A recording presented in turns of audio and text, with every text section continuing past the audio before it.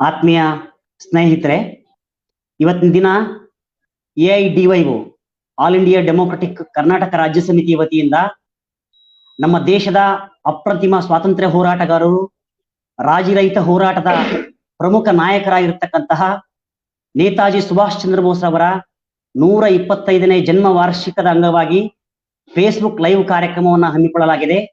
ಈ ಕಾರ್ಯಕ್ರಮವನ್ನ ನಮ್ಮ AIDYOನ ರಾಜ್ಯ ಅಧ್ಯಕ್ಷರಾಗಿರ್ತಕ್ಕಂಥ ಕಾಮ್ರೇಡ್ ಶರಣಪ್ಪ ಉದ್ಬಾಳ್ ಅವರು ಅಧ್ಯಕ್ಷತೆಯನ್ನ ವಹಿಸಿಕೊಂಡು ಈ ಕಾರ್ಯಕ್ರಮವನ್ನ ನಡೆಸಿಕೊಡ್ಬೇಕಂತೇಳಿ ತಮ್ಮೆಲ್ಲರ ಪರವಾಗಿ, ರಾಜ್ಯ ಸಮಿತಿಯ ಪರವಾಗಿ ಅವರಲ್ಲಿ ನಾನು ಮನವಿ ಮಾಡ್ತಾ ಇದ್ದೇನೆ.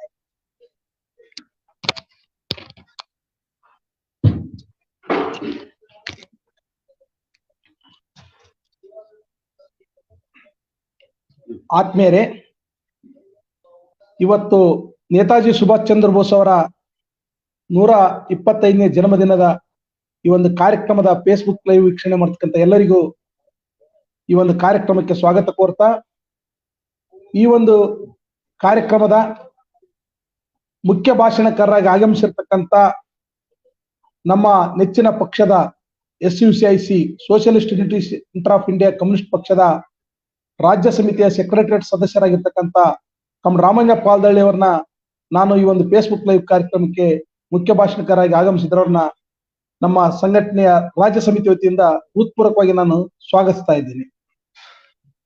ಅದೇ ತರ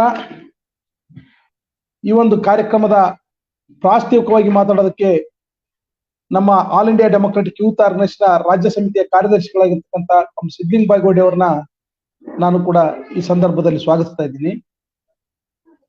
ಆತ್ಮೀಯರೇ, ಈಗ ನಾವು ಅಧಿಕೃತವಾಗಿ ಈ ಒಂದು ಕಾರ್ಯಕ್ರಮನ ಆರಂಭಿಸೋಣ. ನೇತಾಜಿ ಸುಭಾಷ್ ಚಂದ್ರ ಬೋಸ್ ಅವರ 125ನೇ ಜನ್ಮ ದಿನಾಚರಣೆ. ಈ ಒಂದು ಮೊದಲಿಗೆ ಕಾರ್ಯಕ್ರಮದ ಮೊದಲಿಗೆ ನೇತಾಜಿ ಸುಭಾಷ್ ಚಂದ್ರ ಬೋಸ್ ಅವರ ಒಂದು ಭಾವಚಿತ್ರಕ್ಕೆ ಪುಷ್ಪಾರ್ಪಣೆ ಮಾಡೋದ್ರ ಮುಖಾಂತರ ನಾವು ಆರಂಭಿಸೋಣ. ಈ ಕಾರ್ಯಕ್ರಮಕ್ಕೆ ಮುಖ್ಯ ಭಾಷಣಕಾರರಾಗಿ ಆಗಮಿಸಿರ್ತಕ್ಕಂಥ ನಮ್ಮ ಪಕ್ಷದ ರಾಜ್ಯ ಸಮಿತಿಯ ಸೆಕ್ರೆಟರಿ ಸದಸ್ಯರಾಗಿರ್ತಕ್ಕಂಥ ರಾಮಣ್ಣಪ್ಪ ಆಲ್ದಳ್ಳಿ ಅವರು ನೇತಾಜಿ ಭಾವಚಿತ್ರಕ್ಕೆ ಪುಷ್ಪಾರ್ಪಣೆ ಮಾಡಬೇಕಂತೇಳಿ ನಾನು ಈ ಸಂದರ್ಭದಲ್ಲಿ ಅವ್ರನ್ನ ಕೇಳಿಕೊಳ್ತಾ ಇದ್ದೀನಿ.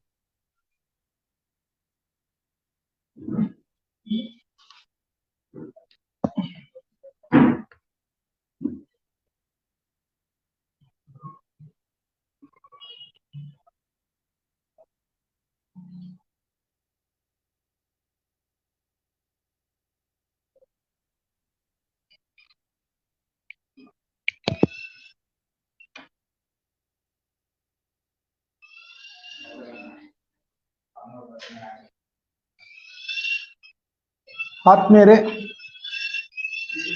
ಈ ಒಂದು ಸಂದರ್ಭದಲ್ಲಿ ಮೊದಲಿಗೆ ಒಂದು ಹಾಡಿನೊಂದಿಗೆ ಈ ಕಾರ್ಯಕ್ರಮನ ಆರಂಭಿಸೋಣ. ಈಗ ನಮ್ಮ ಯುವಜನ ಸಂಘಟನೆಯ ರಾಜ್ಯ ಸೆಕ್ರೆಟರಿಯೇಟ್ ಸದಸ್ಯರಾಗಿರ್ತಕ್ಕಂಥ ಶರಣು ಗಡ್ಡಿ ಅವ್ರ ಮುಖಾಂತರ ಒಂದು ಈ ಸಂದರ್ಭದಲ್ಲಿ ಒಂದು ಹಾಡನ್ನು ಪ್ರಸ್ತುತಪಡಿಸಬೇಕಂತೇಳಿ ನಾನು ಕೇಳ್ಕೊಳ್ತಾ ಇದ್ದೀನಿ.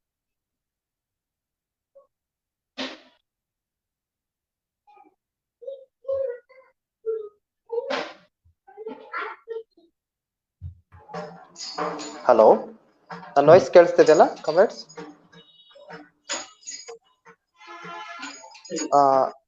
ನಾನು ಹಾಡ್ತಕ್ಕಂಥ ಹಾಡು ಆಕ್ಚುಲಿ ಹೊಸ ಬಾಳಿನ ಗೀತೆ ಅಂತ ಹೇಳಿ, ಅದು ಕುವೆಂಪು ಅವರ ಬರೆದಿರುವಂತದ್ದು.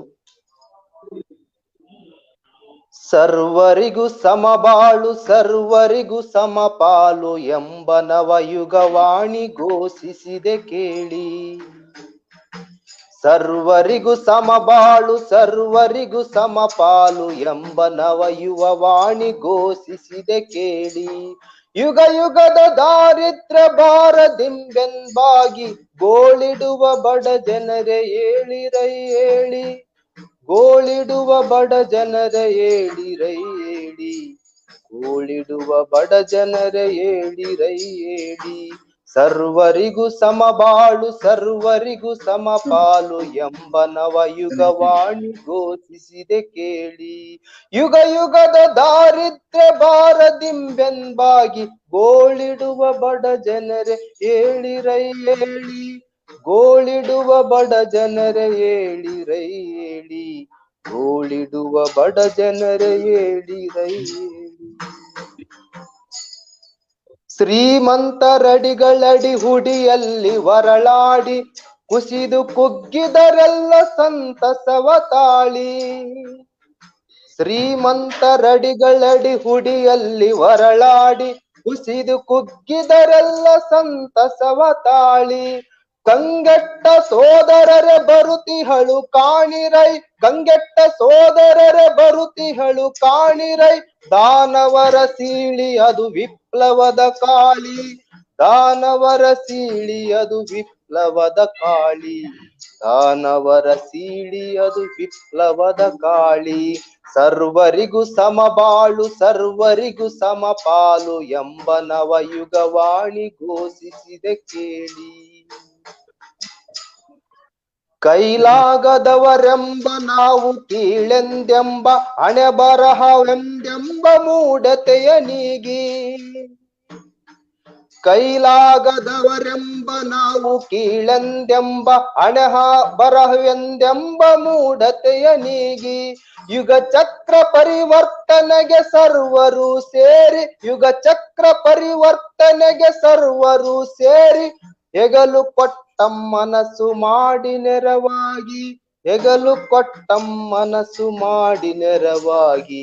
ಹೆಗಲು ಕೊಟ್ಟಂ ಮನಸ್ಸು ಮಾಡಿ ನೆರವಾಗಿ. ಸರ್ವರಿಗೂ ಸಮಬಾಳು ಸರ್ವರಿಗೂ ಸಮಪಾಲು ಎಂಬ ನವಯುಗವಾಣಿ ಘೋಷಿಸಿದೆ ಕೇಳಿ. ಇಂದು ನತ್ತರ ಚೆಲ್ಲಿ ಮುಂದಿ ಮಕ್ಕಳಿಗೆ ಹೊಟ್ಟೆಗನ್ನವ ಮೈಗೆ ಬಟ್ಟೆವನು ನೀಡಿ. ಇಂದು ನೆತ್ತರ ಚೆಲ್ಲಿ ಮುಂದೆ ಮಕ್ಕಳಿಗೆ ಹೊಟ್ಟೆಗನ್ನವ ಮೈಗೆ ಬಟ್ಟೆಯನ್ನು ನೀಡಿ. ಇಂದು ನೋವಾದರು ಇಂದು ಸಾವಾದರು. ಇಂದು ನೋವಾದರು ಇಂದು ಸಾವಾದರು. ಮುಂದೆ ಬಾಳಿನ ಸೊಗಸು ನೆಮ್ಮದಿಯ ಮೂಡಿ. ಮುಂದೆ ಬಾಳಿನ ಸೊಗಸು ನೆಮ್ಮದಿಯ ಮೂಡಿ. ಮುಂದೆ ಬಾಳಿನ ಸೊಗಸು ನೆಮ್ಮದಿಯ ಮೂಡಿ. ಸರ್ವರಿಗೂ ಸಮಬಾಳು ಸರ್ವರಿಗೂ ಸಮಪಾಲು ಎಂಬ ನವಯುಗವಾಣಿ ಘೋಷಿಸಿದೆ ಕೇಳಿ. ಇಂದು ನೀವೇಳದಿರಿ ಕೆಚ್ಚದೆಯ ತಾಳದಿರೆ ನಿಮ್ಮವರ ಬಾಳು ಎಂದೆಂದಿಗೂ ಹೇಳಿ. ಇಂದು ನೀವೇಳದಿರಿ ಕೆಚ್ಚದೆಯ ತಾಳದಿರೆ ನಿಮ್ಮವರ ಬಾಳು ಎಂದೆಂದಿಗೂ ಹೇಳಿ. ಇಂದು ರಕ್ತವ ಬಿಂದು ಮುಂದೆ ಸೌಖ್ಯದ ಸಿಂಧು. ಇಂದು ರಕ್ತವ ಬಿಂದು ಮುಂದೆ ಸೌಖ್ಯದ ಸಿಂಧು. ಎಂದು ಸಾಹಸ ಕೇಳಿ ಹಿಂಜರಿಯಬೇಡಿ.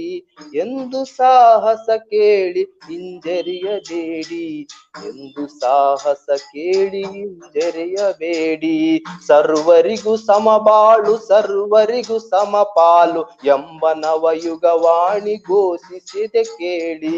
ಯುಗ ಯುಗದ ದಾರಿದ್ರ್ಯ ಬಾರದಿಂಬೆಂಬಾಗಿ ಗೋಳಿಡುವ ಬಡ ಜನರೇ ಹೇಳಿರೈ ಹೇಳಿ. ಗೋಳಿಡುವ ಬಡ ಜನರೇ ಹೇಳಿರೈ ಹೇಳಿ.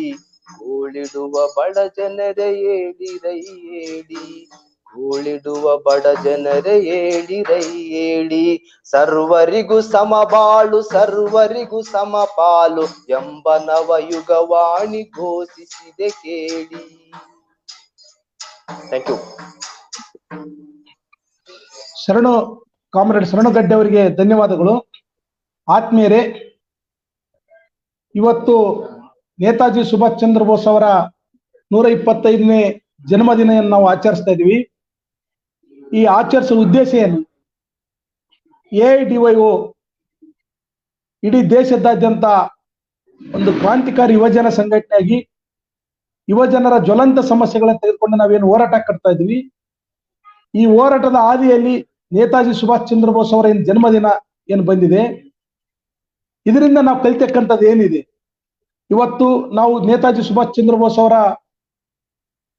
ಜೀವನ ಹೋರಾಟವನ್ನು ನಾವು ನೋಡಿದಾಗ ನಾವು ಅವರಿಂದ ಕಲಿತಕ್ಕಂಥದ್ದು ಇವತ್ತಿನ ಈ ದೇಶದ ಯುವಕರಿಗೆ ಒಂದು ಮಾರ್ಗದರ್ಶನ ನೀಡೋದು, ಅವ್ರ ವಿಚಾರಗಳಿಂದ ಮಾರ್ಗದರ್ಶನದ್ದು ಬಹಳ ಅವಶ್ಯಕತೆ ಇದೆ. ಯಾಕಂತ ಹೇಳಿದ್ರೆ ದೇಶದ ಸ್ವಾತಂತ್ರ್ಯ ಸಂಗ್ರಾಮ ಕೇವಲ ಮನವಿ ಪತ್ರ ಕೊಟ್ಟು ಕೆಲವು ಒಪ್ಪಂದಗಳ ಮಾಡಿಕೊಂಡು ಅಲ್ಲಿಗೆ ಸೀಮಿತ ಆಗಿರ್ತಕ್ಕಂಥ ಒಂದು ಸ್ವಾತಂತ್ರ್ಯ ಚಳವಳಿ, ಸೊರಗಿ ಹೋಗಿರ್ತಕ್ಕಂಥ ಸ್ವಾತಂತ್ರ್ಯ ಚಳವಳಿಯನ್ನ ಬಡಿದೆಬ್ಬಿಸಿ ಈ ದೇಶನ ಬ್ರಿಟಿಷರಿಂದ ವಿಮುಕ್ತಿಗೊಳಿಸಿ ನಂತರದ ದಿನಗಳಲ್ಲಿ ಎಲ್ಲರಿಗೂ ಎಲ್ಲ ತರದ ಸೌಕರ್ಯಗಳು ಇರ್ತಕ್ಕಂಥ ಒಂದು ಸಮಾಜದ ಕನಸನ್ನ ಕಂಡು ನೇತಾಜಿ ಅವರು ತಮ್ಮ ಇಡೀ ಜೀವನನ ಸಮರ್ಪಣೆ ಮಾಡಿಕೊಂಡು ಹೋರಾಟ ಮಾಡಿದರು. ಆ ನಿಟ್ಟಿನಲ್ಲಿ ಅವರ ಜೀವನ ಮತ್ತು ಹೋರಾಟ ಪ್ರಸ್ತುತ ಭಾರತದ ಸಂದರ್ಭದಲ್ಲಿ ಬಹಳ ಅವಶ್ಯಕತೆ ಇದೆ.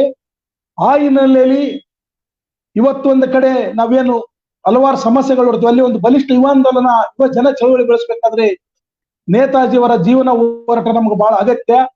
ಆ ದಿಸೆಯಲ್ಲಿ ಒಂದು ಕಾರ್ಯಕ್ರಮ ನಾವು ಆರ್ಗನೈಸ್ ಮಾಡ್ತಾ ಇದ್ದೀವಿ, ಸಂಘಟಿಸ್ತಾ ಇದ್ದೀವಿ. ಅದು ವಿಶೇಷವಾಗಿ 125 ವರ್ಷ ಸಂದರ್ಭದಲ್ಲಿ ಇದು ಒಂದು ಸಂಪ್ರದಾಯದ ಕಾರ್ಯಕ್ರಮ ಅಲ್ಲ. ಇವತ್ತು ಈ ಕಾರ್ಯಕ್ರಮ ಮಾಡ್ತೀವಿ ಅಂದ್ರೆ ಅವರಿಂದ, ಅವರ ವಿಚಾರಗಳಿಂದ ಸ್ಫೂರ್ತಿ ಪಡೆದು ಮತ್ತಷ್ಟು ನಮ್ಮ ಹೋರಾಟದ ಜೀವನವನ್ನ ಸದೃಢಗೊಳಿಸೋಕ್ಕೋಸ್ಕರ ಆ ನಿಟ್ಟಿನಲ್ಲಿ ಈ ಕಾರ್ಯಕ್ರಮ ಇದೆ. ಈ ಕಾರ್ಯಕ್ರಮ ನಮ್ಮ AIDY ರಾಜ್ಯ ಸಮಿತಿಯಿಂದ ನಾವು ಸಂಘಟಿಸಿದ್ದೀವಿ ಸ್ನೇಹಿತರೆ.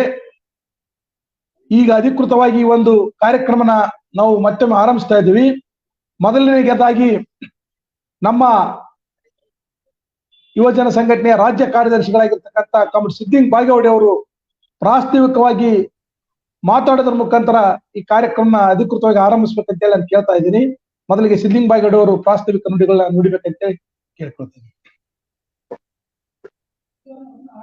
ಸ್ನೇಹಿತರೆ, AIDY all India democratic youth organisation Karnataka ರಾಜ್ಯ ಸಮಿತಿಯಿಂದ ಈ ರಾಷ್ಟ್ರದ ಅಪ್ರತಿಮ ಕ್ರಾಂತಿಕಾರಿ, ಸಂಧಾನತೀತ ಪಂಥದ ಅಗ್ರಗಣ್ಯ ನಾಯಕರಾದ ನೇತಾಜಿ ಸುಭಾಷ್ ಚಂದ್ರ ಬೋಸ್ರವರ 125ನೇ ದಿನಾಚರಣೆ ಕಾರ್ಯಕ್ರಮದ ಮುಖ್ಯ ಭಾಷಣಕಾರರು, ನಮ್ಮ ನೆಚ್ಚಿನ ಪಕ್ಷ SCVCನ ರಾಜ್ಯ ಸೆಕ್ರೆಟರಿಯೇಟ್ ಸದಸ್ಯರು, ನಮ್ಮ ಗೌರವಾನ್ವಿತ ನಾಯಕರಂತ ಕಾಮ್ರೇಡ್ ರಾಮಾಜಿನಪ್ಪ ಆಲ್ದೊಳ್ಳಿ ಅವರೇ, ಹಾಗೆ ನಮ್ಮ ಯುವಜನ ಸಂಘಟನೆ ರಾಜ್ಯಾಧ್ಯಕ್ಷರಂತ ಕಾಮ್ರೇಡ್ ಶರಣಪ್ಪ ಉದ್ಬಾಳ್ ಅವರೇ, ಹಾಗೂ AIDY ರಾಜ್ಯ ಸಮಿತಿಯ ಎಲ್ಲ ಸದಸ್ಯರೇ, ಹಾಗೂ ಈ ಫೇಸ್ಬುಕ್ ಲೈವ್ ವೀಕ್ಷಣೆ ಮಾಡತಕ್ಕಂತ ಎಲ್ಲ ವೀಕ್ಷಕರೇ, ಸಂಗಾತಿಗಳೇ, ಸ್ನೇಹಿತರೆ, all India democratic youth organisation ಕಳೆದ ಹಲವಾರು ವರ್ಷಗಳಿಂದ ನಮ್ಮ ರಾಷ್ಟ್ರದ ಸ್ವಾತಂತ್ರ್ಯ ಸಂಗ್ರಾಮದ ಧ್ರುವತಾರಿಗಳಾದ ಅಗ್ನಿಯುಗದ ಅಧಿಕಾರ ಖುದಿರಾಮ್ ಬೋಸ್, ಮಾಸ್ಟರ್ ದಾಸ್ ಸೂರ್ಯಸೇನ್, ಚಂದ್ರಶೇಖರ್ ಆಜಾದ್, ಕ್ರಾಂತಿ ಕಿಡಿ ಸಿಡಿಲುಮರಿ ಶಹೀದ್ ಭಗತ್ ಸಿಂಗ್, ಚಾಪೇಕರ್ ಸಹೋದರರು, ಹಲವಾರು ಮಹಾನ್ ಕ್ರಾಂತಿಕಾರಿಗಳ ಜನ್ಮ ದಿನಾಚರಣೆ, ಹುತಾತ್ಮ ದಿನಾಚರಣೆ, ಈ ಕಾರ್ಯಕ್ರಮಗಳನ್ನು ಆಚರಣೆ ಮಾಡ್ತೇವೆ. ಇದು ಆಚರಣೆ ಮಾಡೋದು ಒಂದು ವಾಡಿಕೆನೂ ಅಲ್ಲ. ಈ ಕಾರ್ಯಕ್ರಮದ ಆಚರಣೆಯಿಂದ ಸ್ವಾತಂತ್ರ್ಯ ಸಂಗ್ರಾಮದ ಮಹಾನ್ ಕ್ರಾಂತಿಕಾರಿಗಳು ಯಾವ ಒಂದು ಉದಾತ್ತ ವಿಚಾರಗಳನ್ನು ಇಟ್ಕೊಂಡಿದ್ರು, ಅವರು ಯಾವ ಕನಸನ್ನ ಕಂಡಿದ್ರು, ಒಂದು ಸ್ವಾತಂತ್ರ್ಯ ಬಂದ ನಂತರ ಈ ರಾಷ್ಟ್ರದಲ್ಲಿ ಸಮಸ್ಯೆ ರಹಿತ ಸಮಾಜ ನಿರ್ಮಾಣ ಆಗ್ಬೇಕಂತ ಏನು ಕನಸು ಕಂಡಿದ್ರು, ಆ ಕನಸನ್ನ ಈಡೇರಿಸಬೇಕಂದ್ರ ಅವರ ನೈಜ ಉತ್ತರಾಧಿಕಾರಿಗಳಾಗಿ all India democratic youth organisation ಇಡೀ ದೇಶಾದ್ಯಂತ ಯುವಜನರ ಮಧ್ಯದಲ್ಲಿ ಕಾರ್ಯೋನ್ಮುಖವಾಗಿ ಕೆಲಸ ಮಾಡ್ತಾ ಇದೆ. ಬಹಳ ಪ್ರಮುಖವಾಗಿ ಇವತ್ತು ಅವರು ಏನ್ ಕನಸು ಕಂಡಿದ್ರು, ಆ ಕನಸು ಈಡೇರಿಲ್ಲ. ಅದು ಯಾವ ಕನಸು? ಅವರ ಕನಸಿಗೆ ತದ್ವಿರುದ್ಧವಾದಂತ ಇವತ್ತು ನಾವು ಸಮಸ್ಯೆಗಳನ್ನು ಎದುರಿಸ್ತಾ ಇದ್ದೇವೆ.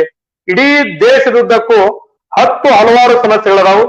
ಅದು ಬಡತನ ಆಗಿರ್ಬೋದು, ನಿರುದ್ಯೋಗ ಆಗಿರ್ಬೋದು, ಬೆಲೆ ಏರಿಕೆ, ಭ್ರಷ್ಟಾಚಾರ, ಸಾಂಸ್ಕೃತಿಕ ಅಧಪತನ, ಎಲ್ಲದಕ್ಕಿಂತ ಹೆಚ್ಚಾಗಿ ಇಡೀ ಯುವಜನ ಸಮುದಾಯ ಇವತ್ತ ಸಿನಿಕರಾಗಿದ್ದಾರ, ಹತಾಶರಾಗಿದ್ದಾರ. ಇದ್ರ ಎಲ್ಲದರ ಮಧ್ಯದಲ್ಲಿ ಒಂದು ನೈಜ ಕ್ರಾಂತಿಕಾರಿ ಯುವಜನ ಸಂಘಟನೆಯಿಂದ ಅವರೆಲ್ಲರಿಗೂ ಈ ಮಹಾನ್ ಕ್ರಾಂತಿಕಾರಿ ವಿಚಾರಗಳನ್ನ ಮುಟ್ಟಿಸ್ತಕ್ಕಂಥದ್ದು ಒಂದು ನೈತಿಕ ಮತ್ತು ಸೈದ್ಧಾಂತಿಕ ರಾಜಕೀಯ ಜವಾಬ್ದಾರಿಗಳನ್ನು ತಗೊಂಡು ಯುವಜನರ ಮಧ್ಯದಲ್ಲಿ ಈ 125ನೇ ವಾರ್ಷಿಕಾಚರಣೆ ಕಾರ್ಯಕ್ರಮದ ಸಂದೇಶವನ್ನ ವರ್ಷದುದ್ದಕ್ಕೂ ಎಲ್ಲಾ ಕಡೆ ಈ ಕಾರ್ಯಕ್ರಮದ ಜವಾಬ್ದಾರಿ ಯುವಜನ ಸಂಘಟನೆ ತಗೊಂಡು ಯುವಕರ ಮಧ್ಯದ ವಿಚಾರಗಳನ್ನ ಹರಡ್ತದ. ಅವ್ರ ಜೊತೆಗೇನೆ ಈ ಸಮಸ್ಯೆಗಳ ವಿರುದ್ಧ ಒಂದು ಗಟ್ಟಿಯಾದ ಸೈದ್ಧಾಂತಿಕವಾಗಿ ಹೋರಾಟ ಚಳವಳಿ ಕಟ್ಟತಕ್ಕಂಥದ್ದು AIDY all India democratic youth organisation ಇಡೀ ದೇಶಾದ್ಯಂತ ಯುವಜನರ ಮಧ್ಯದಲ್ಲಿ ಒಂದು ಹೋರಾಟ ಚಳವಳಿಗಳನ್ನು ರೂಪಿಸ್ತಕ್ಕಂಥದ್ದು. ಇವತ್ತು ಪ್ರತಿ ಕ್ಷೇತ್ರದಲ್ಲಿ ಶೋಷಣೆ ನಡೀತಾ ಇದೆ. ಆ ಶೋಷಣೆ ವಿರುದ್ಧ ಹೋರಾಟದ ಧ್ವನಿ AIDY ಇದೇ ತಿಂಗಳು 26ನೇ ತಾರೀಕಿಗೆ ಇವತ್ತು ಖಾಸಗಿ ಟೆಲಿಕಾಂ ಸೆಕ್ಟರ್ ಅವರೇನೋ ಇಡೀ ಯುವಜನ ಸಮುದಾಯ, ಇಡೀ ದೇಶದ ಯುವಕರನ್ನ ಏನೊಂದು ಮೊಬೈಲ್ ನೆಟ್ ಪ್ಯಾಕ್ ಮತ್ತು ಡಾಟಾ ಮೂಲಕ ಶೋಷಣೆ ಮಾಡ್ತಾರ, ಅದ್ರ ವಿರುದ್ಧ 26ನೇ ತಾರೀಕಿಗೆ ಒಂದು ಟ್ವಿಟರ್ ಸ್ಟ್ರಾಂಗ್ ಕಾರ್ಯಕ್ರಮ ಇರ್ತದ. ಹಾಗೇನೆ 30-31 ಇಮೇಲ್ ಐಡಿ ಪ್ರೋಗ್ರಾಮ್ ಅದ. ಇಡೀ ದೇಶದುದ್ದಕ್ಕೂ ಯುವ ಜನರ ಮಧ್ಯೆ ಒಂದು ಹೋರಾಟ ಚಳವಳಿಗಳನ್ನು ರೂಪಿಸ್ತಕ್ಕಂಥದ್ದು AIDYO ಸ್ವಾತಂತ್ರ್ಯ ಸಂಗ್ರಾಮದ ಮಹಾನ್ ಕ್ರಾಂತಿಕಾರಿ ನೇತಾಜಿ ಅವರ ವಿಚಾರಗಳನ್ನ, ನೇತಾಜಿ ಅವರ ರಾಜಕೀಯ ಸೈದ್ಧಾಂತಿಕ ನಿಲುವುಗಳನ್ನ ನಾವೆಲ್ಲರೂ ಅವರ ದಿನಾಚರಣೆ ನಿಮಿತ್ತ ಪ್ರತಿಜ್ಞೆ ಮಾಡಬೇಕು. ಆ ವಿಚಾರಗಳನ್ನು ಮೈಗೂಡಿಸ್ಕೋಬೇಕು. ಅವುಗಳನ್ನ ಮೈಗೂಡಿಸ್ಕೊಂಡು ಸರ್ಕಾರ ಈ ಬಂಡವಾಳ ವ್ಯವಸ್ಥೆ, ಸಾಮ್ರಾಜ್ಯ ವ್ಯವಸ್ಥೆ, ಶೋಷಣೆ ವಿರುದ್ಧ ಧ್ವನಿ ಆಗ್ಬೇಕು ಅಂತ ಹೇಳಿ ನಾವು ಇಡೀ ದೇಶದ ಯುವ ಜನರ ಮಧ್ಯೆ ವಿಚಾರವನ್ನು ಕೊಂಡೊಯ್ತೇವೆ ಅಂತ ಹೇಳ್ತಾ ನಾನು ಒಂದೆರಡು ಮಾತುಗಳನ್ನು ಮುಗಿಸ್ತೀನಿ. ಇನ್ಕಿಲಾಬ್ ಜಿಂದಾಬಾದ್. ನೇತಾಜಿ ವಿಚಾರಗಳು ಚಿರಾಯವಾಗಲಿ.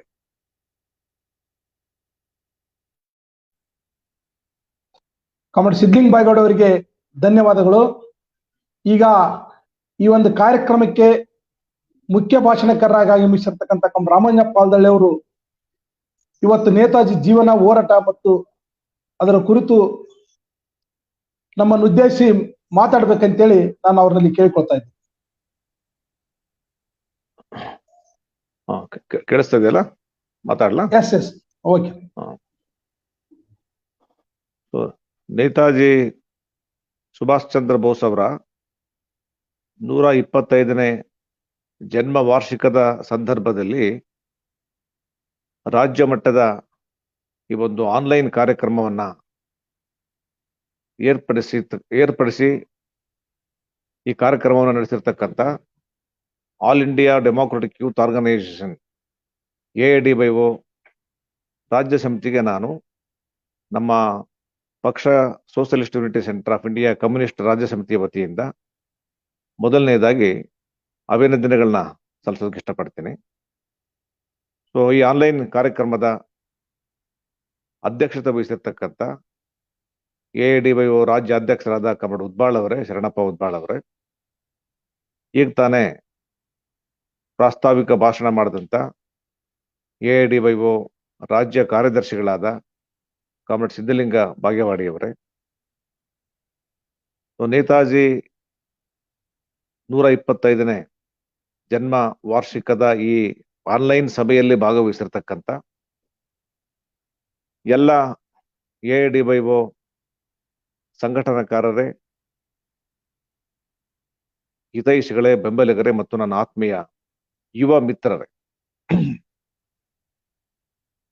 ಈಗ ನೇತಾಜಿಯವರ ಈ 125ನೇ ವಾರ್ಷಿಕದ ಸಂದರ್ಭದಲ್ಲಿ ಈಗ ನಮ್ಮ ದೇಶದಲ್ಲಿ ಸದ್ಯದ ಪರಿಸ್ಥಿತಿಯಲ್ಲೂ ಕೂಡ ಸಾಕಷ್ಟು ಗದ್ದಲ ನಡೆದಿದೆ. ನಮ್ಮ ದೇಶದ ರಾಜಧಾನಿ ದೆಹಲಿ ಒಳಗಡೆ ಇಂಡಿಯಾ ಗೇಟ್ ಹತ್ರ ಒಂದು ಬೃಹತ್ ಕಲ್ಲಿನ ಪ್ರತಿಮೆಯನ್ನ ಸ್ಥಾಪನೆ ಮಾಡ್ತೀವಿ ಅಂತ ಹೇಳಿ ನಮ್ಮ ದೇಶದ ಪ್ರಧಾನಿಯವರು ಘೋಷಣೆ ಮಾಡಿದ್ದಾರೆ. ನಾನು ನೋಡಿದಂಗೆ ಕಳೆದ 1-2 ವರ್ಷಗಳಿಂದ ನೇತಾಜಿಯವರು ಮತ್ತು ಅವರ ಜೀವನಕ್ಕೆ ಸಂಬಂಧಪಟ್ಟಂಗೆ ನೇತಾಜಿಯವರನ್ನ ಯಾರು ಎತ್ತಿ ಹಿಡಿದ್ರು, ಯಾರು ಮರೆಮಾಚಿದ್ರು ಅವ್ರ ವ್ಯಕ್ತಿತ್ವವನ್ನ ಅನ್ನೋ ವಿಷಯಕ್ಕೆ ಸಂಬಂಧಪಟ್ಟಂಗೆ ಸಾಕಷ್ಟು ಒಂದು ಗೊಂದಲಮಯ ವಿದ್ಯಮಾನಗಳು ನಮ್ಮ ದೇಶದಲ್ಲಿ ನಡೆದಿದೆ. ಈಗ ಅಧಿಕಾರದಲ್ಲಿರ್ತಕ್ಕಂಥ BJP ಕಾಂಗ್ರೆಸ್ ಪಕ್ಷವನ್ನ ದೂಷಣೆ ಮಾಡ್ತಾ ಇದೆ. ನೇತಾಜಿ ಅವರನ್ನ ನೀವು ಸರಿಯಾಗಿ ನಡೆಸ್ಕೊಳ್ಳಿಲ್ಲ, ಅವಮಾನ ಮಾಡಿದ್ರಿ, ಆ ಇತಿಹಾಸ ನಮ್ಮ ದೇಶದ ಜನಗಳಿಗೆ ಗೊತ್ತಿದೆ ಅನ್ನೋ ದಾಟಿಯಲ್ಲಿ BJP ಮತ್ತು RSS ಸೇರ್ಕೊಂಡು ಸಂಘ ಪರಿವಾರ ಕಾಂಗ್ರೆಸ್ನ ದೂಷಣೆ ಮಾಡ್ತಾ ಇದೆ. ಅದೇ ವೇಳೆಗೆ ಕಾಂಗ್ರೆಸ್ಸು BJPಯನ್ನ ಕುರಿತಂಗೆ ಅಥವಾ ಸಂಘ ಪರಿವಾರವನ್ನ ಕುರಿತಂಗೆ ಈ ದೇಶದ ಸ್ವಾತಂತ್ರ್ಯ ಹೋರಾಟದಲ್ಲಿ ಭಾಗವಹಿಸಿದ್ದು ನಾವು ಕಾಂಗ್ರೆಸ್ಸು, ನೀವು ಸ್ವಾತಂತ್ರ್ಯ ಹೋರಾಟದಲ್ಲಿ ಭಾಗವಹಿಸಲಿಲ್ಲ ಮತ್ತು ಸ್ವಾತಂತ್ರ್ಯ ಹೋರಾಟಗಾರರನ್ನ ಗೌರವಿಸ್ತಿಲ್ಲ, ಈ ಇತಿಹಾಸದ ಭಾಗವಾಗಿಲ್ಲ ಅಂತ ಅವರು ದೂಷಿಸ್ತಾ ಇದ್ದಾರೆ. ಇದನ್ನ ಸುತ್ತುವರೆದಂಗೆ ಚರ್ಚೆಗಳು ನಡೀತಾ ಇದೆ. ಆದ್ರೆ ಈ ಎರಡೂ ಬಣಗಳಿಗೆ, ಅದು ಕಾಂಗ್ರೆಸ್ ಆಗಿರ್ಬೋದು ಅಥವಾ ಬಿಜೆಪಿ ಸಂಘ ಪರಿವಾರದ ಬಣಗಳಾಗಿರ್ಬೋದು,